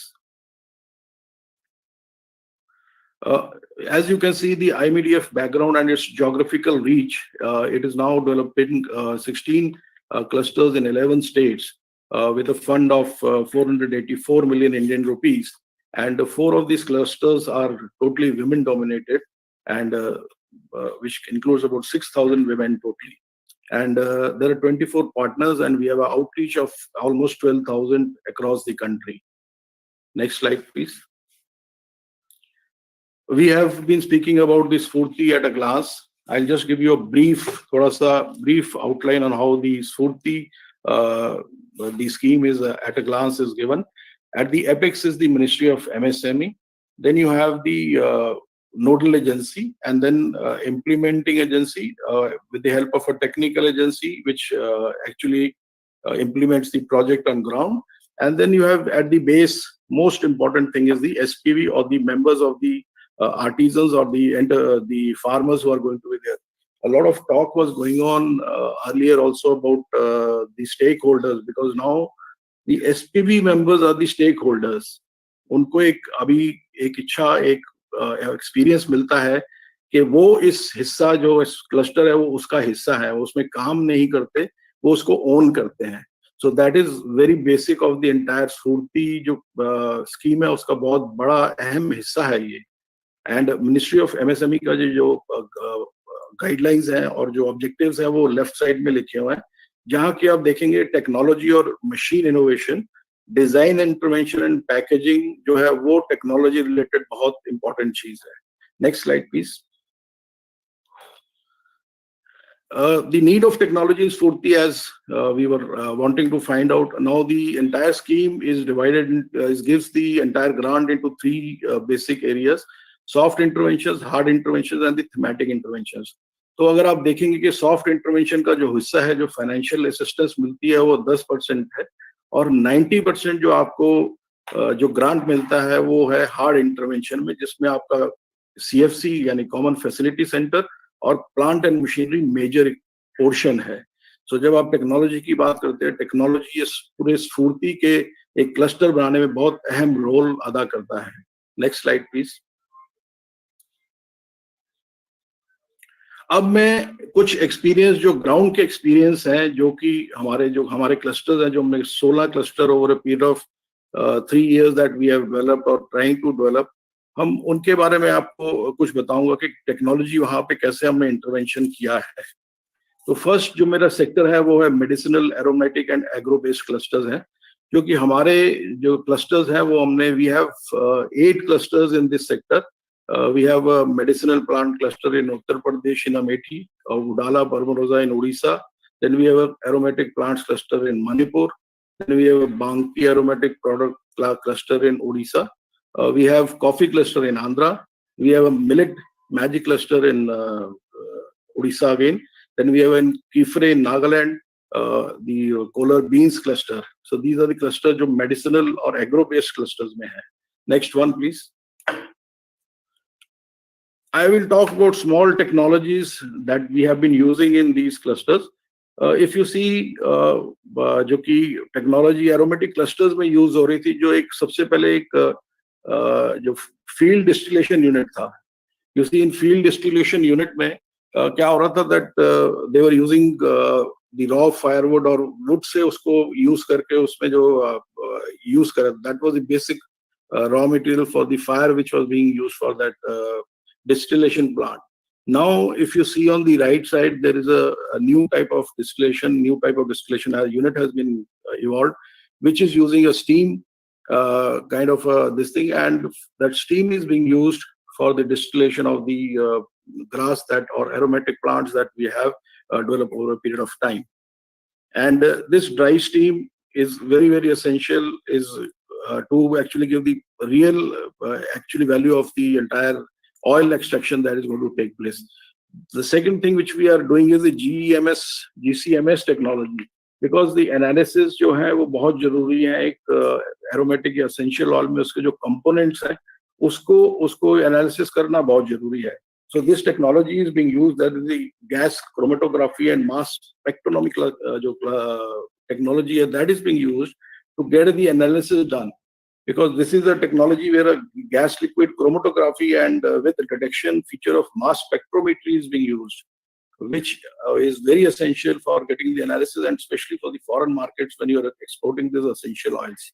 The third is the fractionalization of the entire essential oils, because with this kind of technology only you can get the maximum output, or the purity of the essential oil will be maintained, and you can get that fractionalization of the entire essential oils. Next slide, please. The second cluster that we have in Suva in Odisha, we are applying the other technologies also, which are very, very basic और जो बहुत जरूरी थी किसान के लिए. आप अगर देखें कि हार्वेस्टिंग का जो टाइम है, अगर आपने 60 से 70 डेज के अंदर हार्वेस्टिंग की, सपोज एक लेमन ग्रास की, तो उसका जो ऑयल कंटेंट है वो बहुत अच्छा आता है. लेकिन अगर आपने इससे लेट हो गए तो आपकी ऑयल कंटेंट की जो क्वालिटी है और जो मात्रा है वो कम हो जाती है. तो हमने एक छोटा सा इक्विपमेंट जो यूज किया, रिपर कटर यूज करने से क्या होता है कि हम अपनी पूरी हार्वेस्ट 60 से 75 दिन में काट के अपनी डिस्टिलेशन यूनिट के पास पहुंचा सकते हैं. इसी तरह से जो वाटर और ऑयल सेपरेट की टेक्नोलॉजी है उसमें भी हमने अभी काफी इंप्रूवमेंट किया है. तो इससे जो वाटर और ऑयल सेपरेशन का जो काम है वो भी बहुत अच्छा हो सकता है. The third technology that we have used is, हमने क्या किया, पहले माइल्ड स्टील का कंटेनर्स यूज होते थे, उसको अभी हमने स्टेनलेस स्टील में कन्वर्ट कर दिया है. सो इससे जो है increase improvement in thermal efficiency हो रही है, which still has scope. अभी भी उसमें स्कोप है कि हम और भी उसको बेटर कर सकते हैं. Then we have used, since once the fire is being started, so we are using dual tank technology. So what happens is a 500 kg के हमने 2 tanks लगा दिए हैं, so that we, as the steam is being supplied, the tanks can be shifted after a 3-hour period. के एक खत्म होने के बाद में you can go to the next one. Similarly, the water for the cooling purpose is being recycled. So the wastage of water has been very well controlled in this kind of a technology. And if it is solar powered, which we are trying to do is solar powered, so the effects of electricity are also totally taken care of. Next slide, please.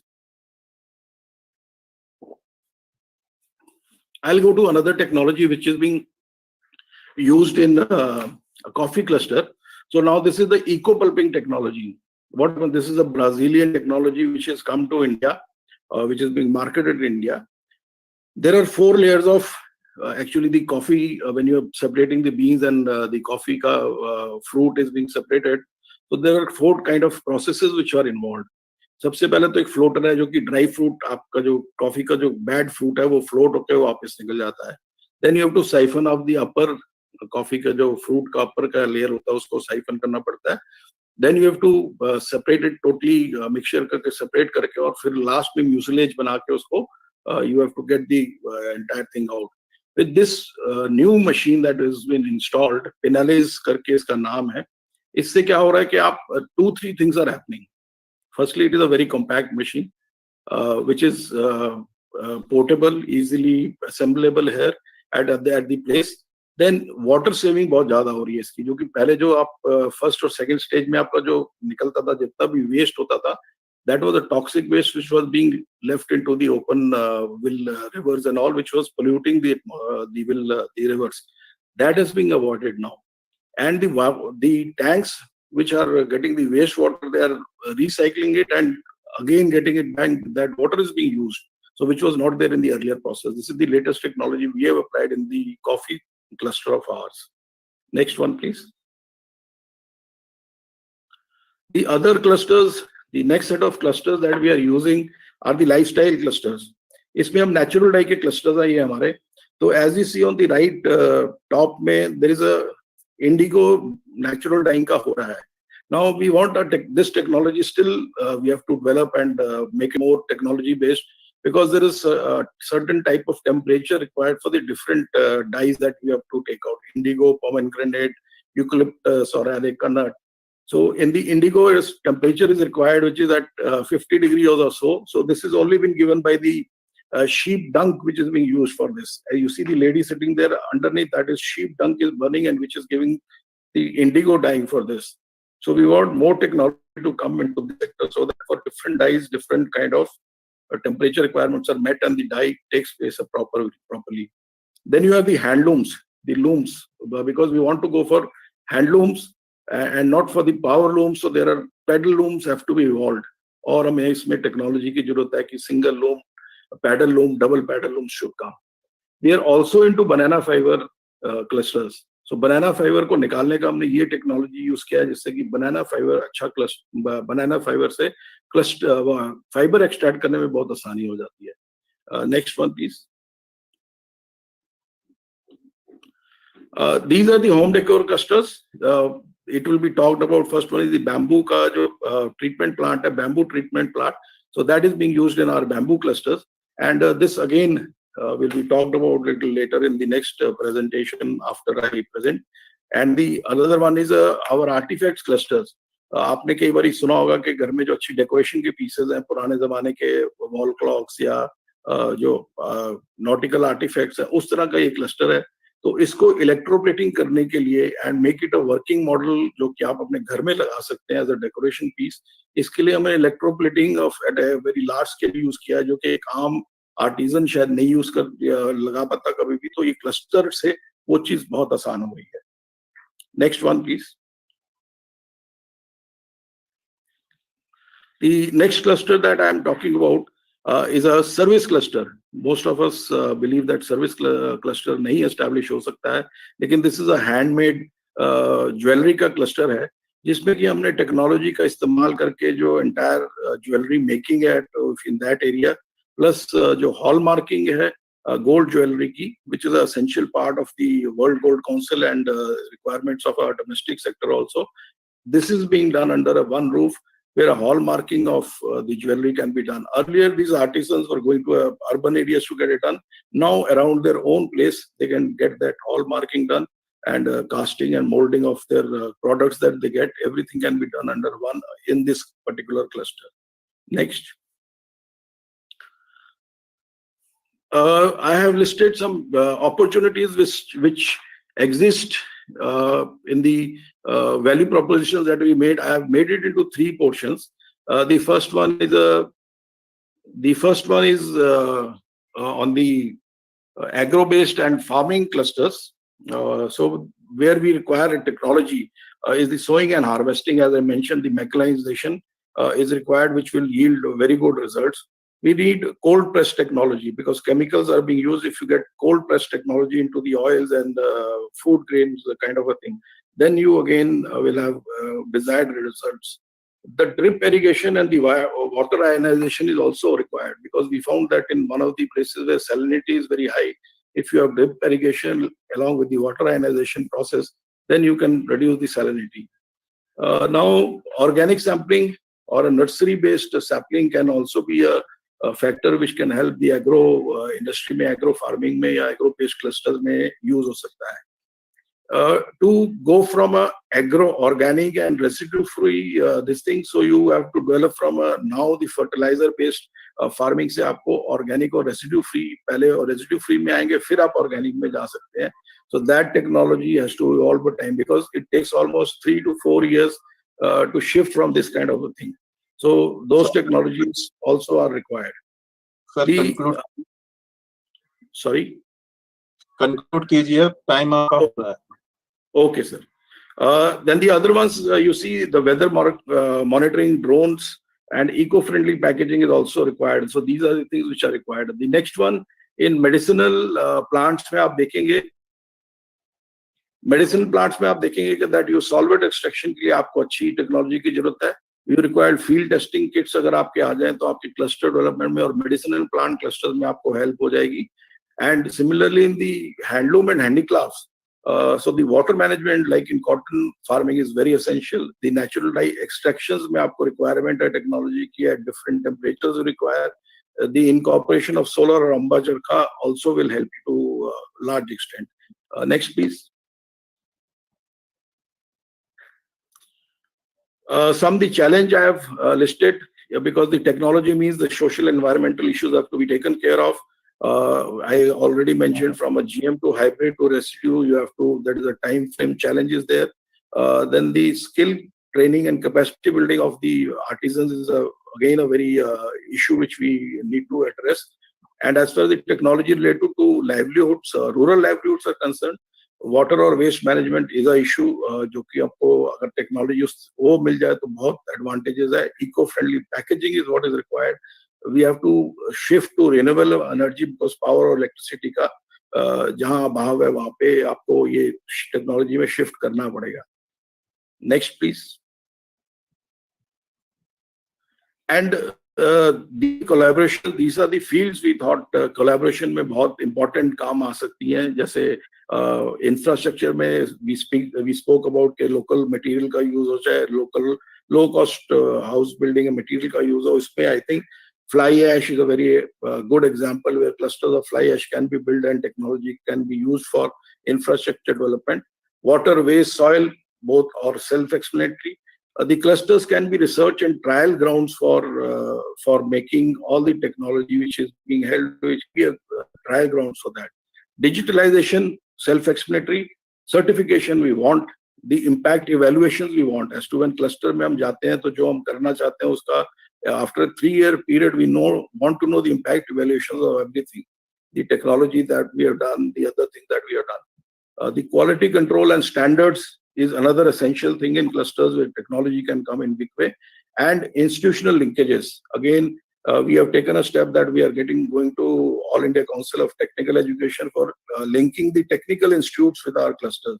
So once the technical institutes get connected, then you will have students who can learn, who can be an apprenticeship on the job, unko on the job apprenticeship मिल जाएगी. Next one, please. These are the collaborators, these are the partnerships and collaborations we have done in last 3 years. We have almost now 24 partners whom we are working in these green technology or entrepreneurship clusters all across India. Thank you.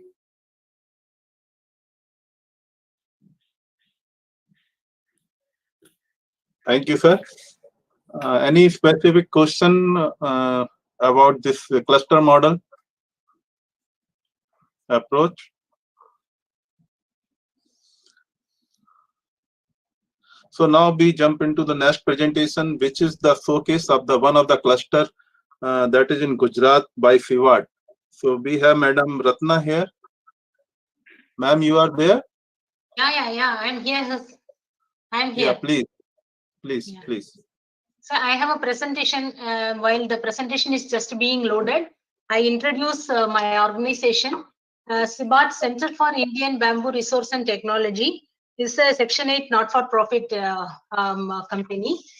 SIBAT actually develops the bamboo technologies which to create artisan entrepreneurship clusters and also support the resource management that increase the rural resilience and also contribute to the afforestation or land degradation and climate change mitigation and the economic growth of the artisans.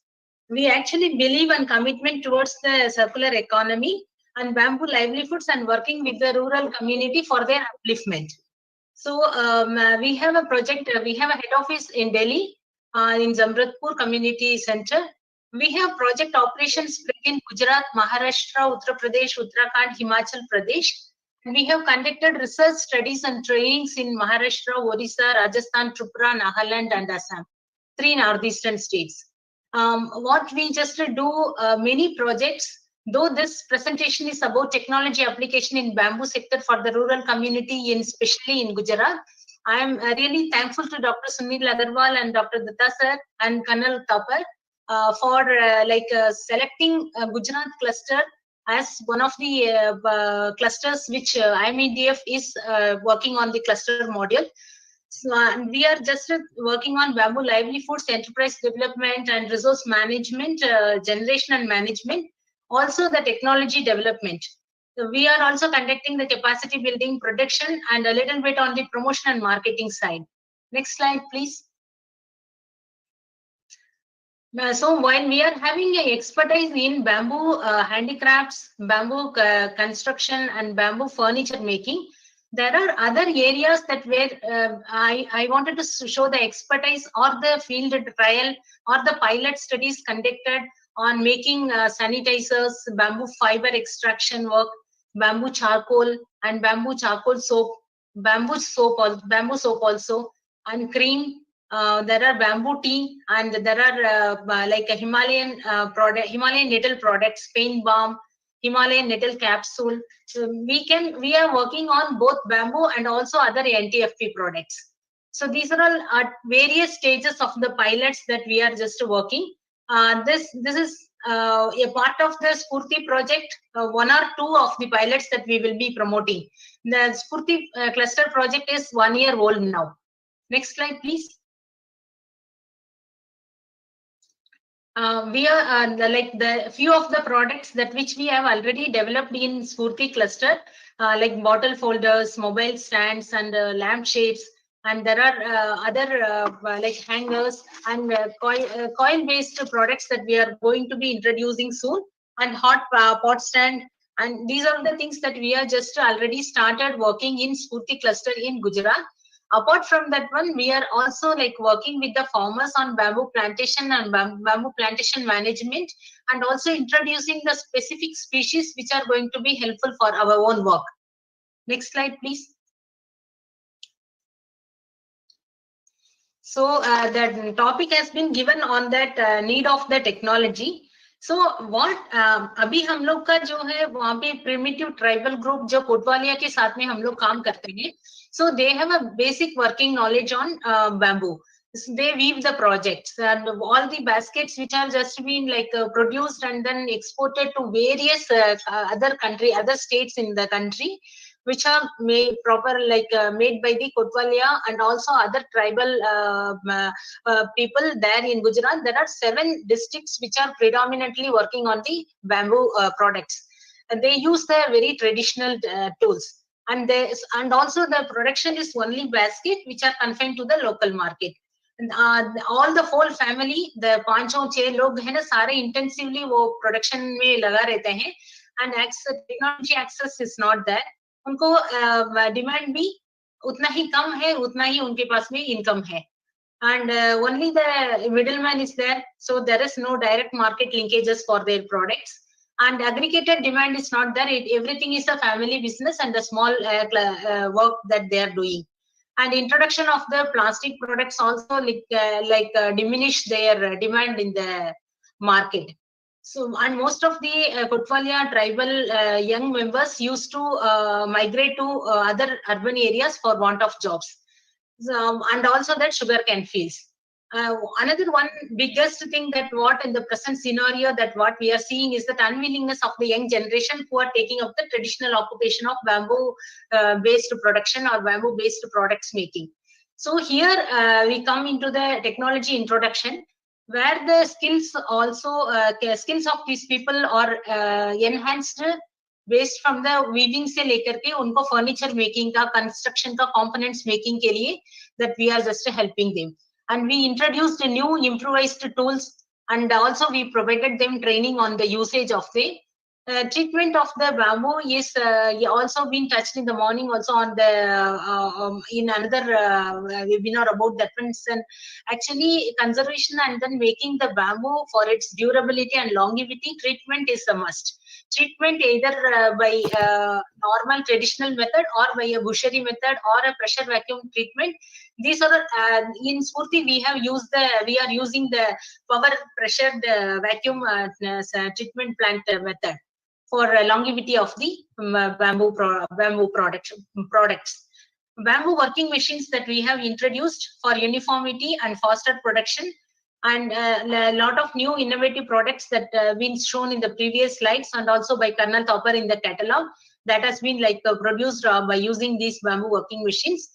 And we also, at the end of the 3 years of this project, we will have to be getting the SPV operational. We registered one SPV, and artisans are become the members, and then they are going to be taking up that one after the project is getting it end. So we expect that one less dependency will be achieved on the middleman, and aggregation at the SPV level, and they will be able to be really making a creation of more jobs, and also there is going to be economy is getting more increased. Please, next slide, Madam, please. do fast. Do fast. Yeah, the Spurti cluster, which is the TAPI, it is in TAPI. IMEDF is the nodal agency, and APTANS is the technical agency for that. We are working with 500 plus Kotwalia primitive tribal group members. The left hand side, the two pictures are showing the traditional baskets and the like small soups and other things that they are providing. The training is a very intensive way, is of 1 month to 4 months kind of the intensive training provided to the Kotwalia members in making the other products, which you few products have been shown in the so this is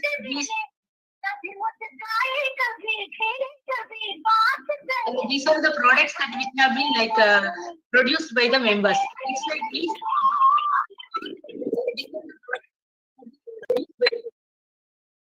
Next slide, please.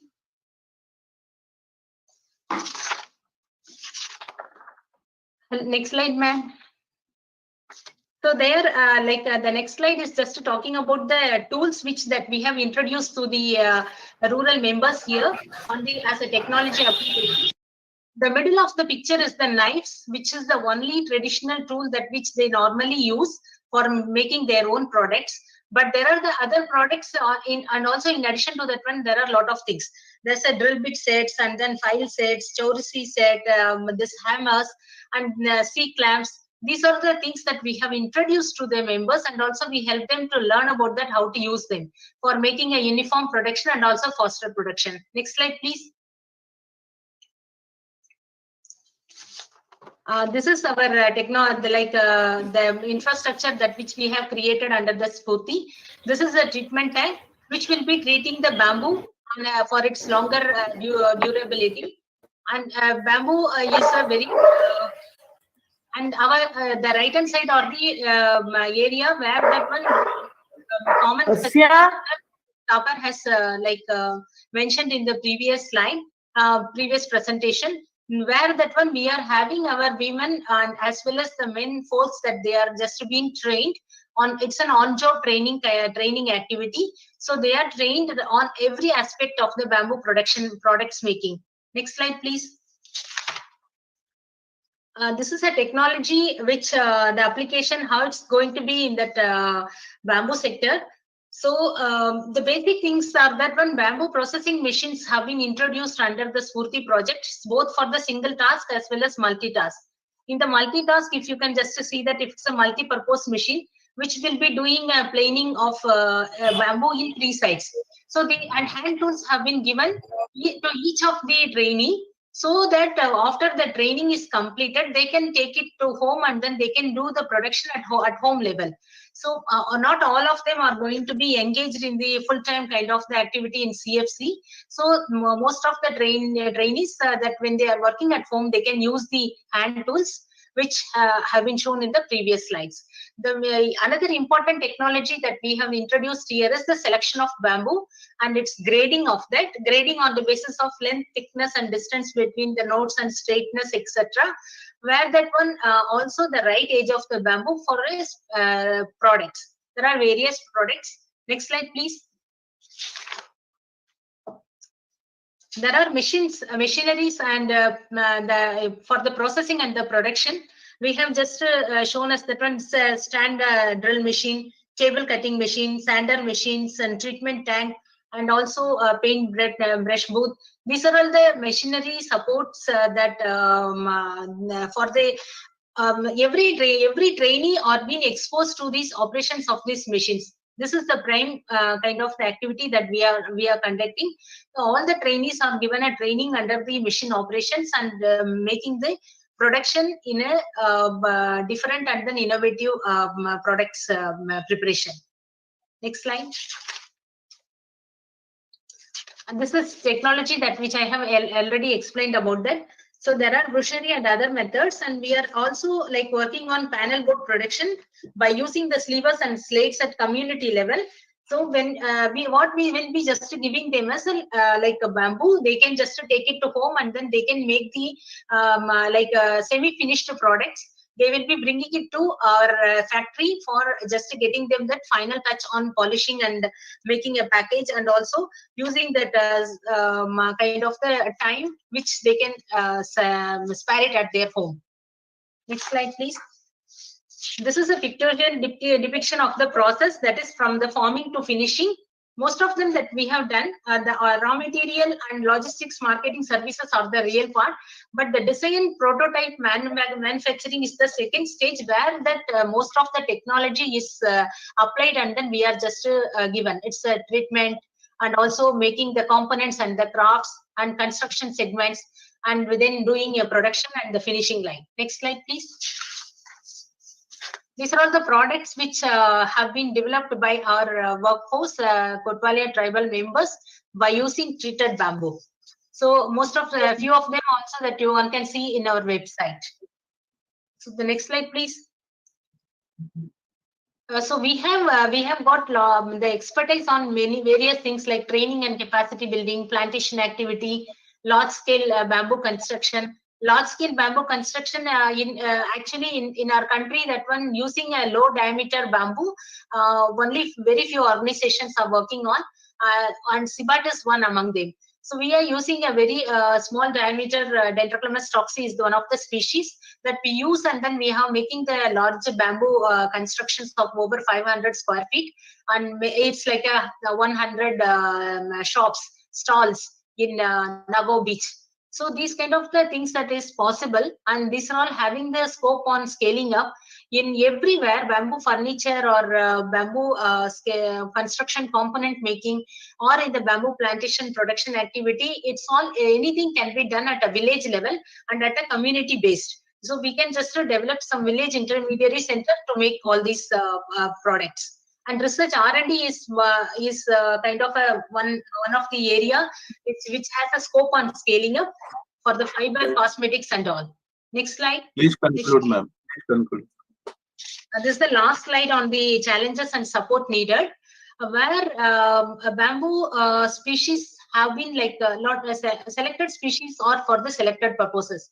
So there is very much like a demand on plantation preparation, and then making the farmers awareness, the farmers to go for the bamboo plantation, and machineries which are required for the bending, flattening, straightening. So these are all the very time consumption kind of the exercises. So machineries needs to be developed, and any support on that one would be fine. Conversion of the bamboo waste is a very, very high costly kind of the industry, because converting any industry's waste can be used as a raw material for the another agency industry. But this is again is an costly kind of the action. Research on bamboo for the products and as fodder for the cattle, and also as Sir also mentioned about that one low cost bamboo housing to artisans, we can start on a pilot project. These are all the things, and innovative products, bamboo packaging and bamboo boards, and those kind of enterprises also can be like take up. This may be my this is my last slide.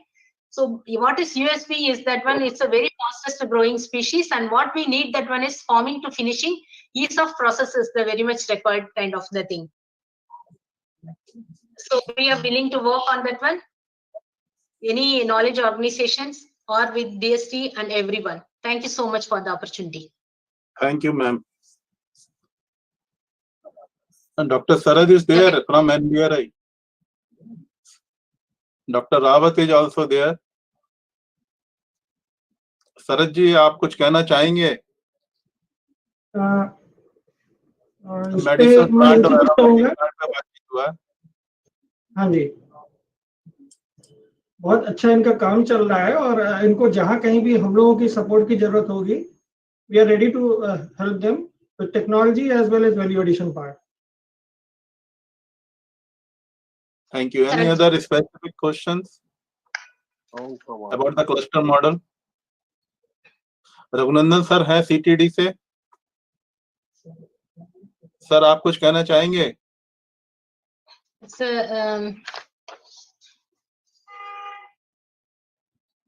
sir, there is a question which has been just posted by Sanjay Haldarji.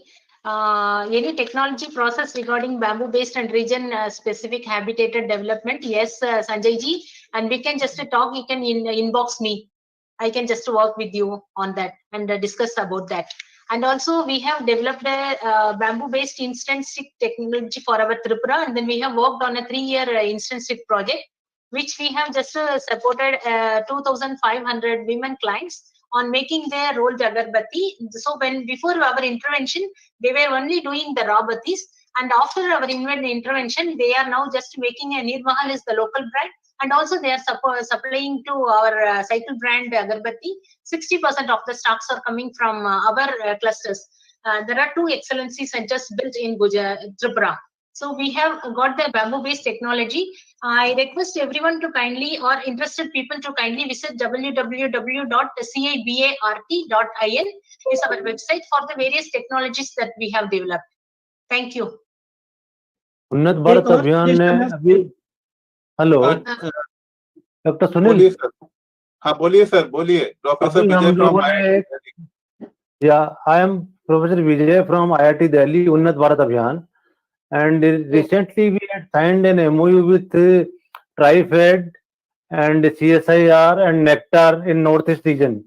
So Northeast region, all 5 states, we are working on their rural livelihood along with the approximately 100 colleges in the Northeast region. तो वो सारी जो colleges हैं वो now choosing various technologies which can be used in the adopted villages, adopted by these institutions in the Northeast. तो उसमें मुझे लगता है कि बम्बू का बहुत अच्छा पोटेंशियल है, क्योंकि सभी लोग बम्बू की बात कर रहे हैं उधर. तो we would also like to collaborate with you and see what kind of technologies we can promote in those particular states. Thank you, sir. Yeah.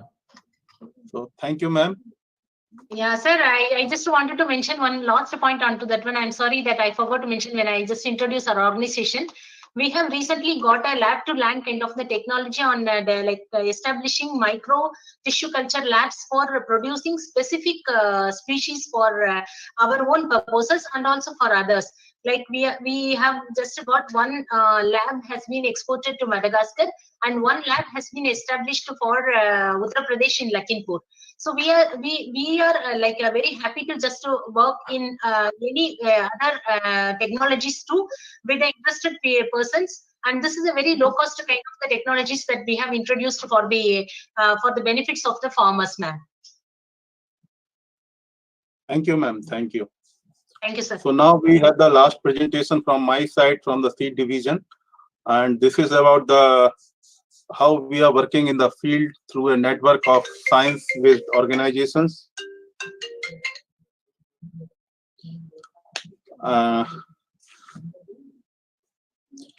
So what Mrityunjay has told, that is what we also believe. In his slide I have seen, there was one sentence given, when we are working with the communities on the rural settings, we have to look for the technology mapping as per the local resources and the set of skills. And what we are looking in those process, how it is going to benefit the society at large, particularly at the grassroots level, and as per the need of the aspirations of the people, because now a lot of thinking is going on how to involve the youth in this process of development.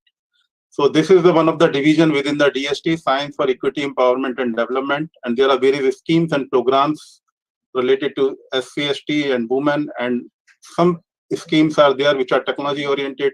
One of the scheme is technological advancement for rural areas, and if you see, the focus of the division is mostly on technological empowerment or developing some sustainable technologies which are the need-based and looking for the sustainable livelihoods. And we believe in supporting the excellent research projects which are in collaboration with the knowledge institutions. Maybe such NGOs are having the linkages with nearby institutions, and how those technologies available can be scaled further as per the local need. 2013, and we are in the process of new policy formulation also. There is a major emphasis on sustainable technologies. Also, there is a need for emerging technologies, but we have to see some of the potential technology because we have a large country. We are mostly in the rural areas. We have to see how one technology is successful or field tested in one area, how it can be taken up in the other areas as well to benefit the communities. And where we look for some of the local institutional arrangement. That is what we are looking some field level agencies, and we used to call them science and technology based organizations. And in our terminology, these are the core groups. We have 26 core groups under this TARA program, and who are engaged across the country in developing need-based technologies in different sectors for the socio-economic benefit of the society at large. Next slide, please. So this is the scheme where major emphasis is on the S&T capable NGOs to build their capacities and to provide some technical manpower, and they work for 4 or 5 years in the phased manner in different sectors, and they have to deliver on ground. So these are some of the products which you have seen in the first presentation, Dr. Ghan Chaudhary about the solar dome, and second one in the center about the handmade products. We are talking about the circular economy, and this is from the development alternative group we have listened just now.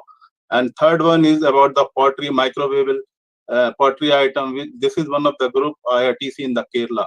So these are the innovative thinking and the products which are coming up and developed by these groups based on the local needs and to build the skills and adding value to the local resources and skills. That is the idea.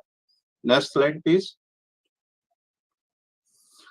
So these are some of the technology products. If you see, we are mostly touching upon the indigenous technologies, which are green or mini and micro enterprises, which may help or facilitate in creating the local jobs and to build resilience and enhancing the production efficiency through application of technologies, and provide the quality of services in terms of quality services. That is in the energy that Dr. Ghan Chaudhary has mentioned, off-grid technology solutions.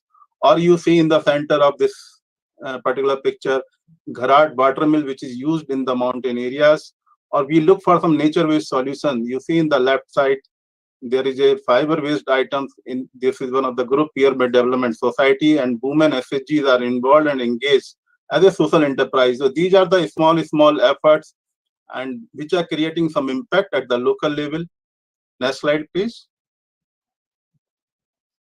And this is already we have listened about the development alternative groups, which is working on the small and micro enterprises and the building material and paper recycling. And these are the technology which are field tested, and they have the business model of different scales. That is why they are known as the S&T based organizations, and they have the capacities to deliver. Next slide, please. And this is the process. This is the one of the case which you see in the recycling enterprises. All these organizations used to work from idea to experiment in the field conditions and prototype development and validation and proof of concept, and then go for the marketing and then scaling of effort. That's what the process chain about the innovation, incubation, and technology delivery. Next slide, please. And these are some of the products or the machines on which these groups have worked. On the left side, you see Center for Technology and Development. This is based in Delhi, but they are working in the Uttarakhand region. And another group is Madhya Pradesh Vigyan Sabha. They are working with the tribal communities, and they are working on the NTFP. So they have come out with the machines. But here they are in collaboration with the local institution, CSILF, CIAE, Central Institute of Agriculture Engineering, and they have come out with this minor millet dehusking machines. And Vigyan Ashram, which is based in Pune, they have worked on the rice dehusking machines. So these are the machines which have been designed to scale as per the need of the local farmers, or it can be managed and affordable for the women self-help groups, and even the small at the small micro enterprise level, they can be taken up, and they have been field tested. Because what I have come to know, like in the case of Vigyan Ashram, commercial models are costing more than 2 lakhs, but this machine which they have designed, it is in between around 40 to 45,000.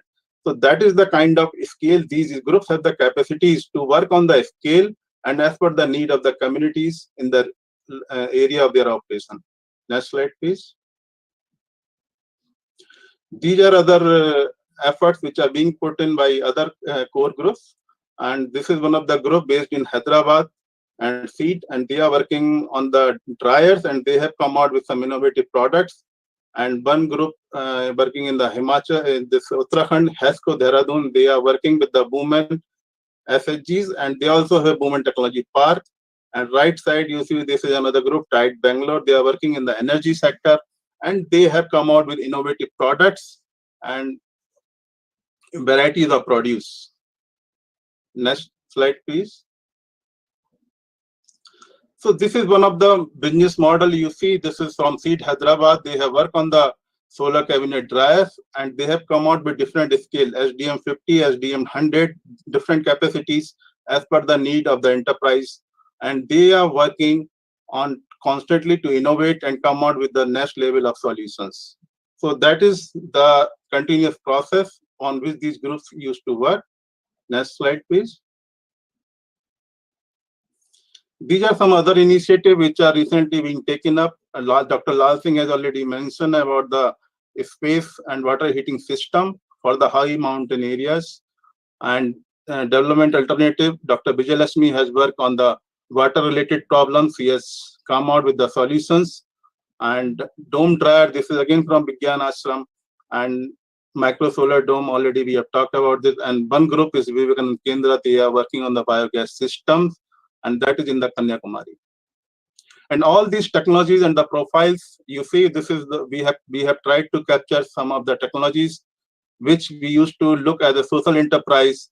They are not only helping to improve the economy or the livelihood, but also they are providing the quality of services, the quality of life. So we look as a socio-economic empowerment as well as environmental benefits. Next slide, please. Next slide, please.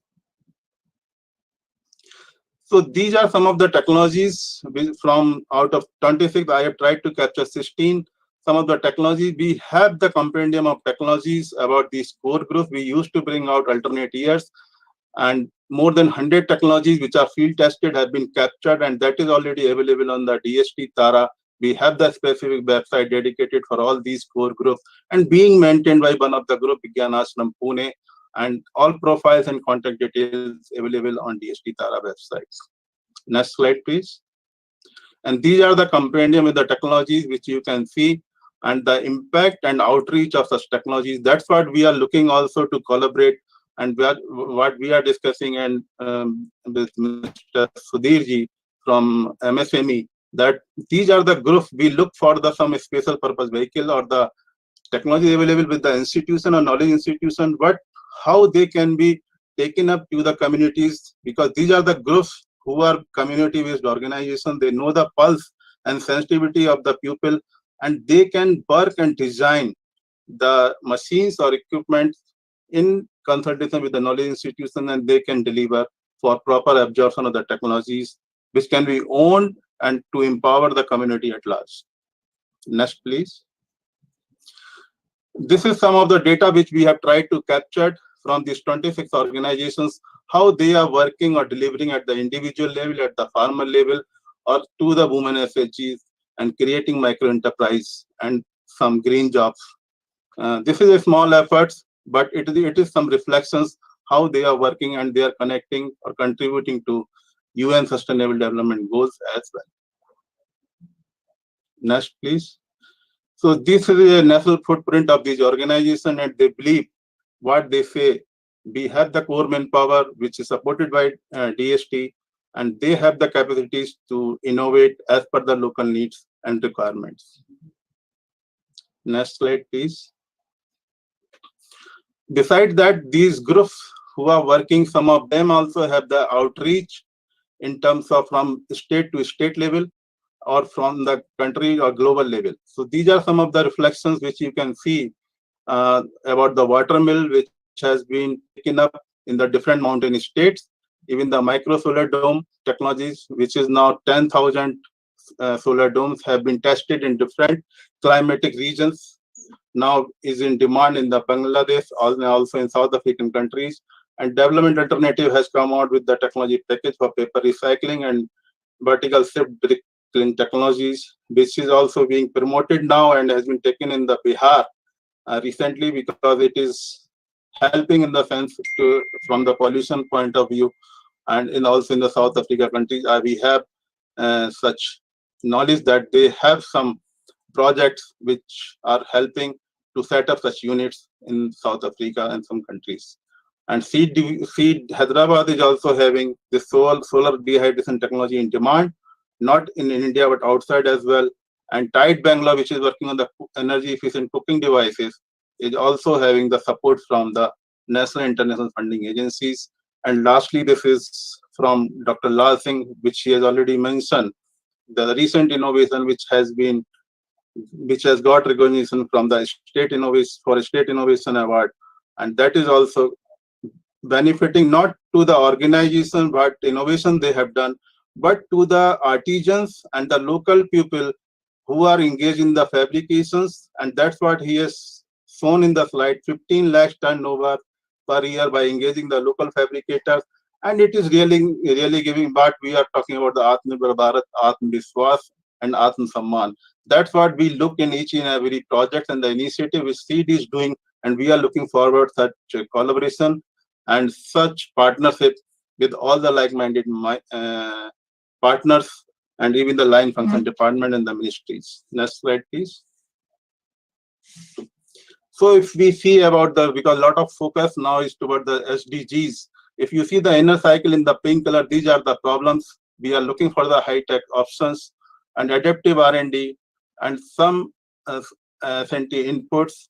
And there is a systematic problem what Dr. Datta is also mentioning, and we have to look and choose and do the mapping for the innovations and R&D output. We have to give back to society and ensuring the micro and small medium industry friendliness as well as resource use efficiency and giving back to society.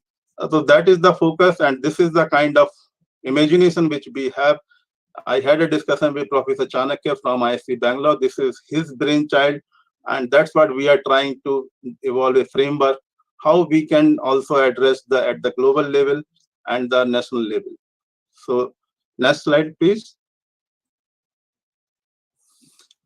While doing such exercise and work, we are working with these groups, or they are working with DST for so many years. There are some challenges which we are experiencing together on ground along with the experts.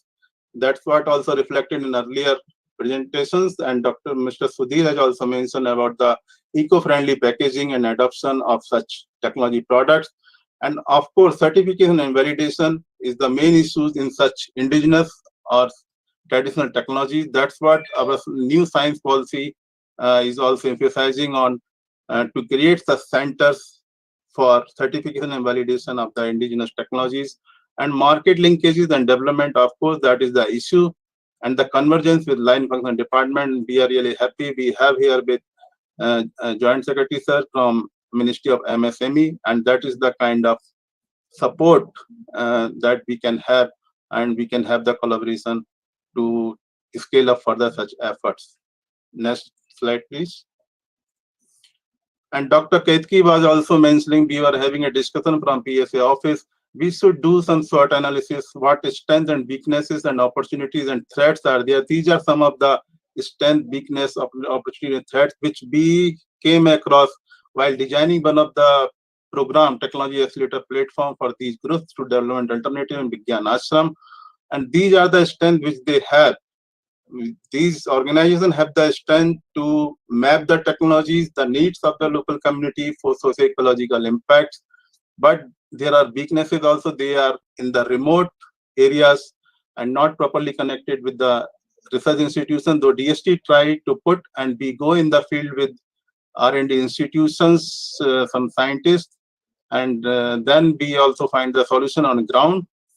And no mechanism for standardization and validation of technology. That's what these groups are struggling, and we are looking for that in the new policy also. And opportunities are there, of course. They have a network at the field level, and new livelihood and rural opportunities can be promoted through engagement of core group as SNT capable NGOs. And threats, of course, because some of the products which they have to see and design as per the availability from corporate and other institution in the market. Next slide, please.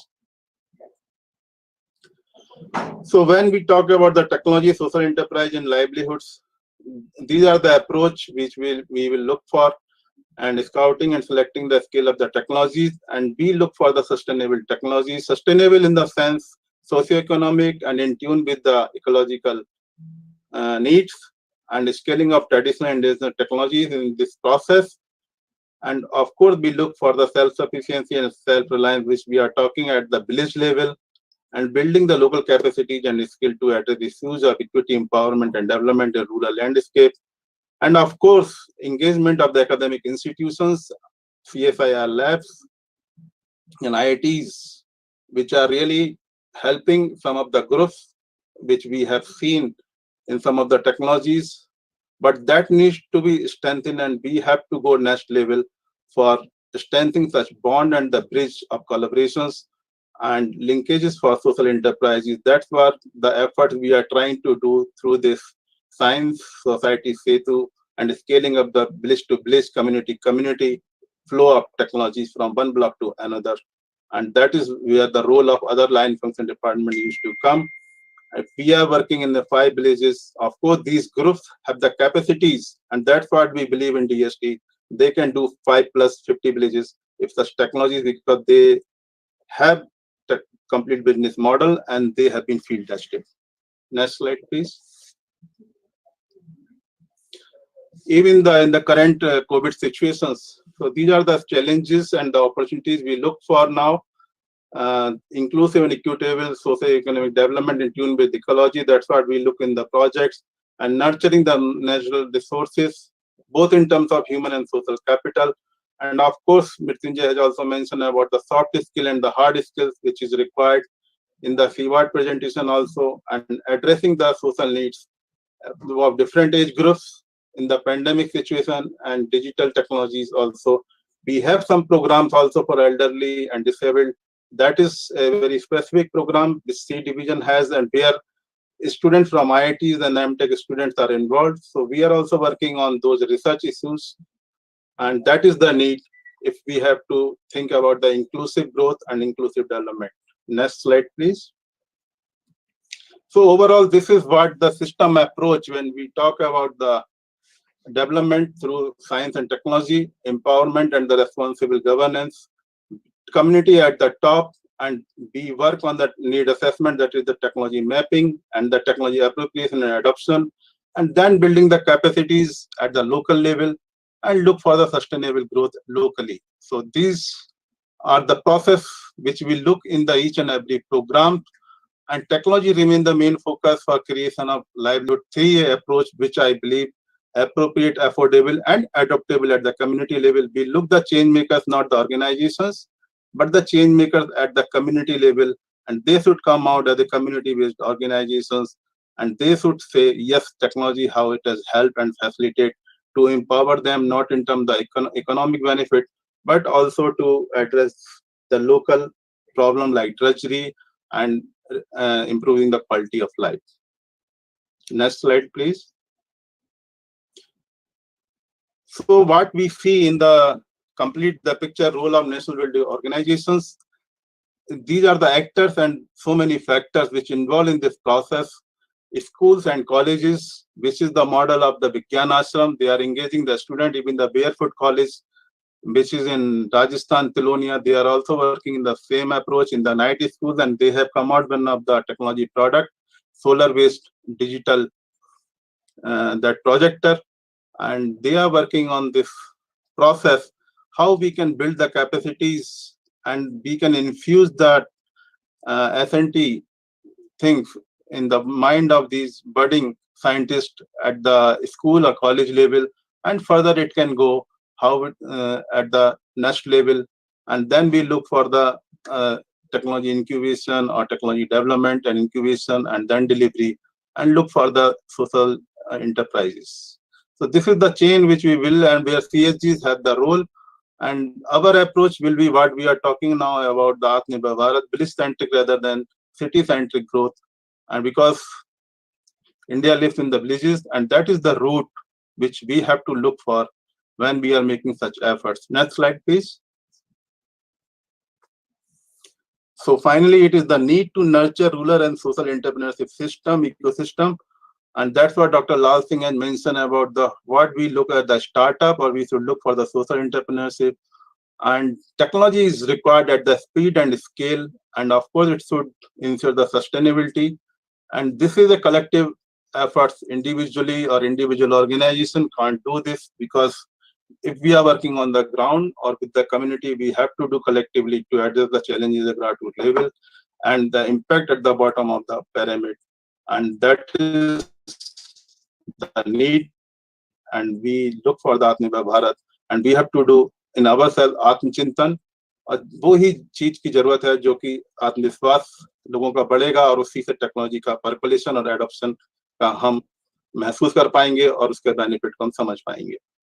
So this is my last slides, and this is what WWF India, which is working as a core group, and also they are doing some of the projects in the network mode for the tribal communities around the protected areas, how to engage them in sustainable livelihoods through technology applications and addressing the conservation issues. So they are working on the natural fiber. You can see they have work on the dairy making. This is in Pilibhit regions, and they are working to develop that pedal operated looms, and they have designed to reduce the drudgery which is involved in such process. And in each and every project we look, our impact factor is not like that research and R&D, but we look in the smiles of the faces of the people for whom C division is working, and all of us are working. And this is one of the shots which we have taken from the Himachal in the Kullu region, and one of the organization is working there, Jagriti, and they have been also invited for presentation on 11. They are working on the natural products, and which are being made by the group of women in the Kullu region. So thank you once again. And now this is the last presentation from our side. And now I request Dr. Ketki to take over this, and we can have a final that session for open discussion, please. Ma'am, please. Yeah. Thank you. Thank you, Dr. Sunil. Really, all the presentations are very great. Now we are at the last part of concluding the web clinic sessions. So before I ask our expert members, I would like to take some few questions which I have received. So one question is, this question is for Dr. Mrityunjay Swar. I hope Dr. I'm here, ma'am. I'm here. Yeah. So the question is by Padmaja Kulkarni to you, that how they will get the support if they want to adopt this, some SHG groups wants to adopt your napkin making technology, how they can take the support or any financial and technical support. Please, answer the question. Somebody is asking some support or what? Yeah, Dr. Padmaja Kulkarni has asked that SHG is interested in taking the sanitary napkin technology of what you have presented.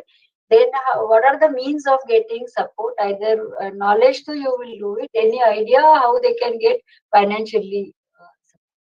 Financially also is possible. I think we can discuss this offline with madam. I think maybe they can get all information in the web. I have my email IDs. But then, yes, for example, now we are putting up these sort of things in other places, taking some other CSR activities, or somebody individual also sponsoring this one. I think not very difficult also. It doesn't cost much for one unit. So okay. I think this is all, yeah, we can do that. Yeah. Okay, thank you. Then again,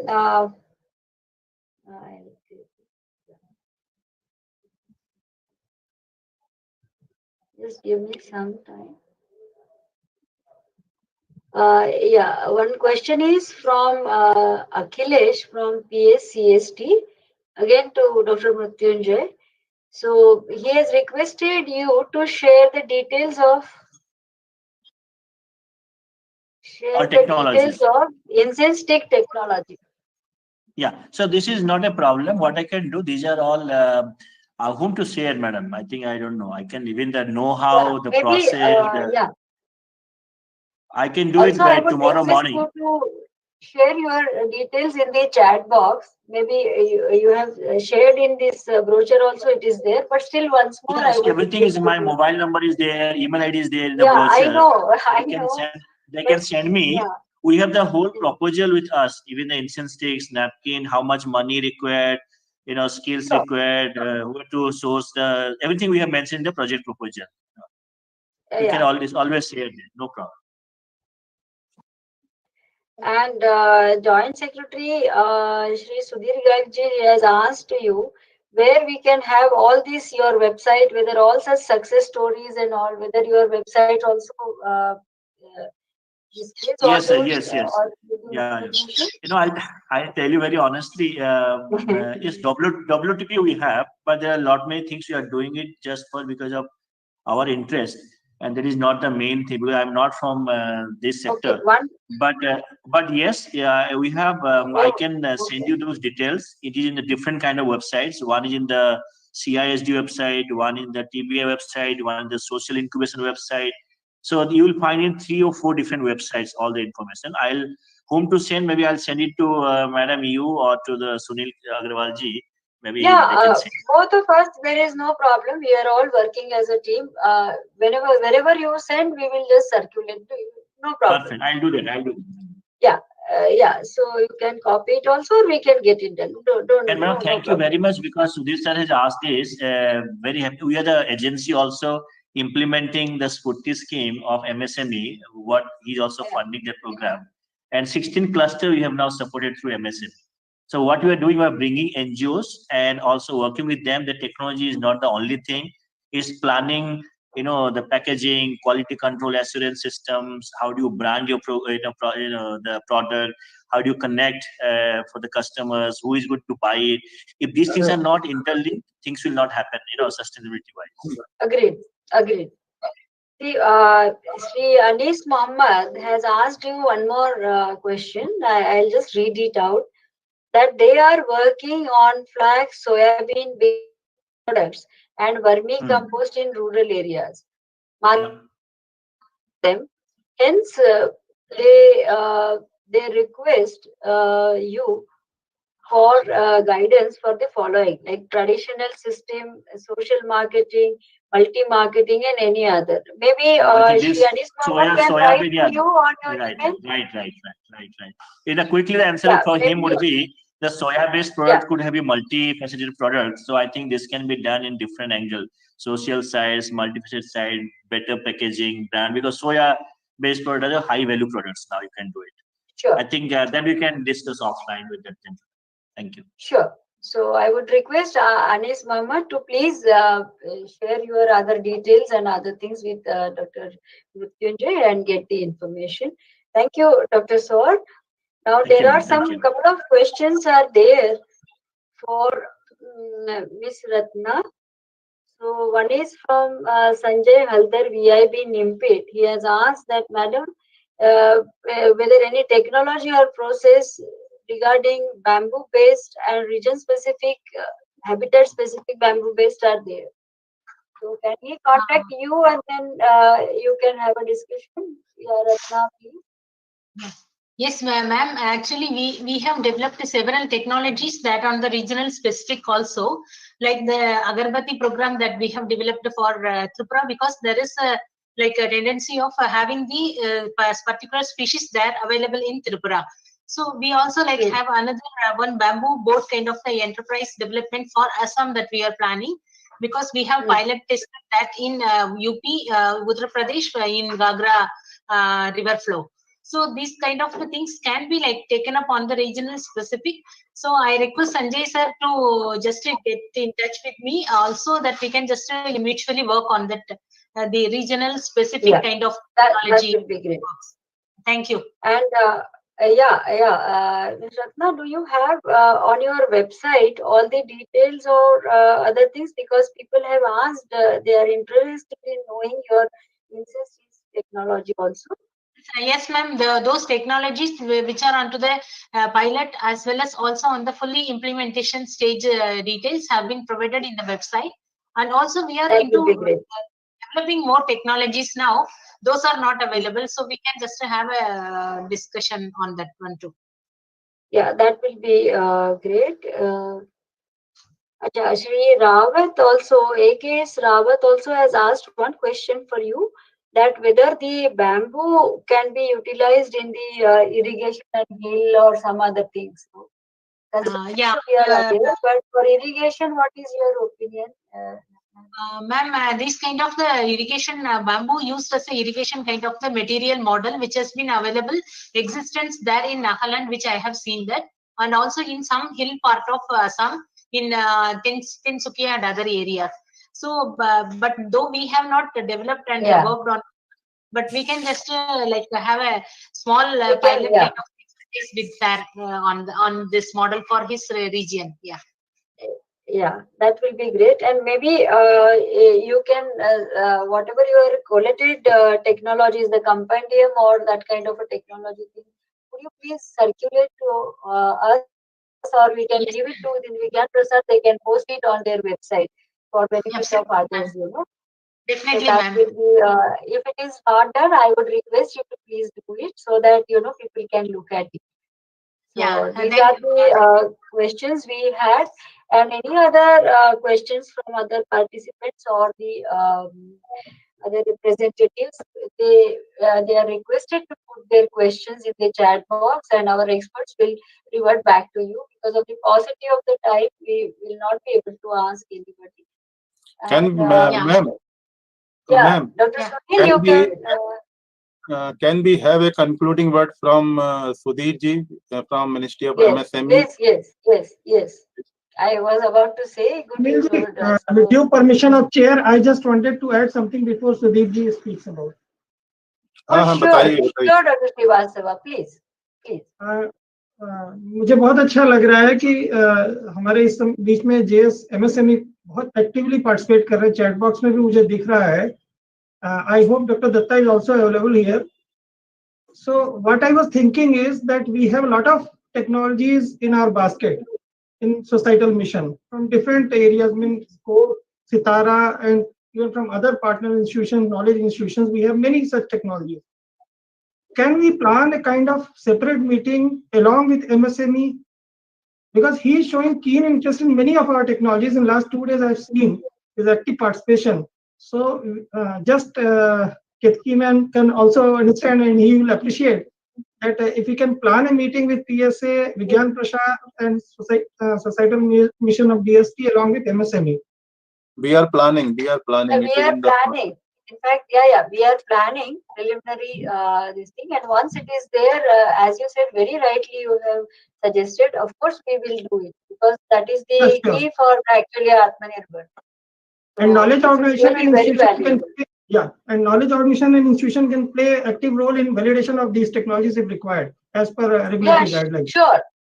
Sure. Actually, we have Professor Vijay also from Unnat Bharat. So we have not many things, you know. At every stage, we have the spreading capacity is there, existing systems are there, and proactive joint secretary like MG is there. So we can do wonders, in my opinion, and of course, everybody will also agree with me. So we will work out a mechanism, and for that, your valuable suggestions are important. So I would also request the participants that certain mega kind of a mechanism, if somebody wants to plan for the nation, if I would request to put your suggestions in the chat box or something, all our team and other people can look at it and then really constructively we will use it. Because right now it is very difficult to say, but I would request because they are very, very valuable. So I will stop here. Any words from Dr. Sunil? Do you want to add, or anybody wants to add? Just quickly for 1 minute, or otherwise we can close this session. Anybody wants to say before Dr. Garg and Sri Garg? So anybody wants to say? Then Hello, I'll request. hello. Yeah. Hello. Yes. Am I audible? हाँ Yes, बोलिए sir please. बोलिए मैं ये बोलिए कहना चाह रहा हूँ। नहीं, मैं एक बात कहना चाह रहा हूँ कि ये एक बड़ा महत्वपूर्ण बात है कि एमएसएमई ने जो इनिशिएटिव लिया है, मुझे लगता है कि नेक्स्ट लेवल है। पहली बात। दूसरी बात, मैं आज के प्रेजेंटेशन का एक बड़ा हिस्से में बोलना चाह रहा हूँ कि देखिए एचआर जी और जो हमारे डॉक्टर गुरु, उन्होंने जो प्रेजेंटेशन किया है एनर्जी को लेकर, और एक बड़ा इंपॉर्टेंट पार्ट था उसमें जिसको मैं हाईलाइट करूंगा, और हमको सोचना चाहिए कि no rural enterprise without an energy. You will have to agree, in fact this is what doctor साहब ने कहा, but and exactly rural alternative energy means कि उसके रास्ते तो हमें तैयारी करने पड़ेंगे। लेकिन एक बात जो बार बार कही जा रही है कि ecology, environment, which MSME also claim that there most of the innovations have ecosystem inclusive kind of approach, conservations. So what I request and suggestion is, whenever we talk of saving a forest by using non-renewable energy, and that we already put in a data form, do we have any live, any showcase that we can say this particular village, a particular community have been using non-renewable, and the number of trees that otherwise would have been felled are now saved? Because ये अगर हम इस तरह से करेंगे और hybrid approach करके कुछ शोकेस ऐसे बनाएंगे, तो मुझे लगता है कि ज्यादा बड़ा असर करेंगे, जिसमें इंटरप्राइज भी इंक्लूडेड हो। Your point is very well taken and you are very vocal about it. आप काफी पत्र में भी लिखे हैं, काफी सारे आर्टिकल्स हैं, एंड रियली इस पे गौर करने की बात है। Definitely we will work it out. Thank you.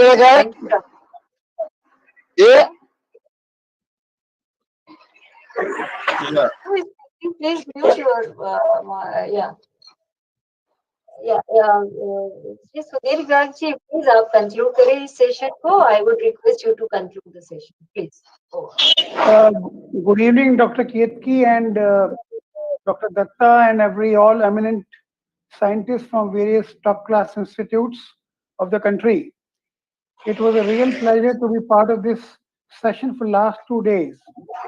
A lot of things I learned and a lot of things which I used to think can be done looks possible today to me. Well, I just want to say 2 points. Now, in the country now, large number of scientific institutes and organizations are working in various areas.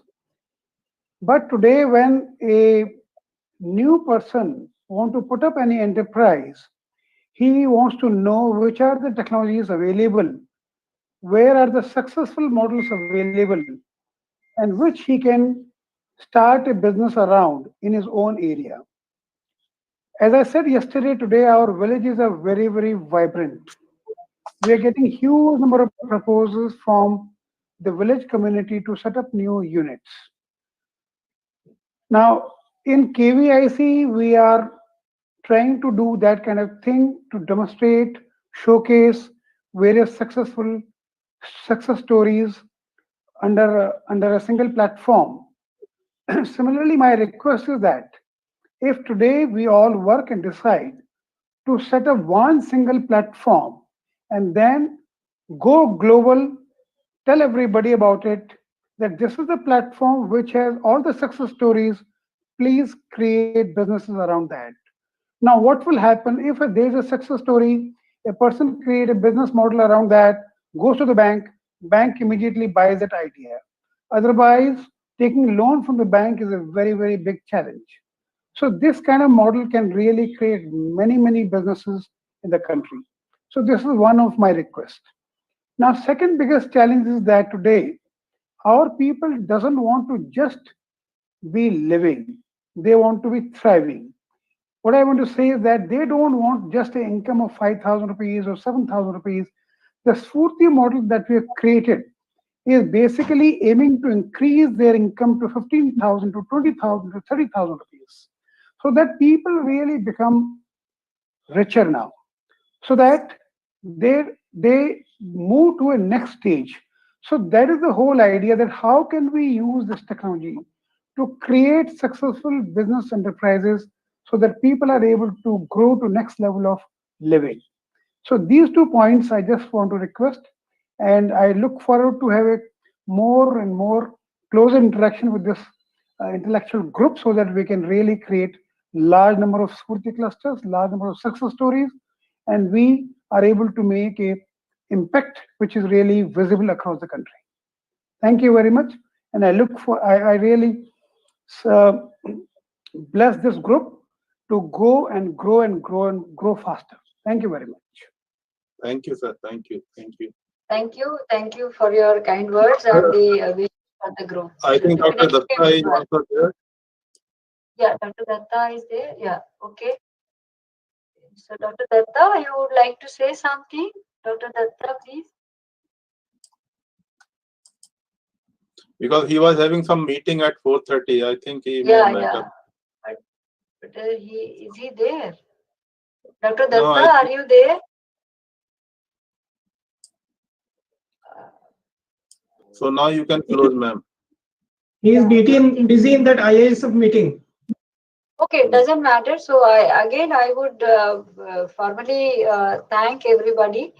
And now I don't want to thank and all, because we are all informally discussing. It is like a huge, like a good family and a good gathering of all interested people.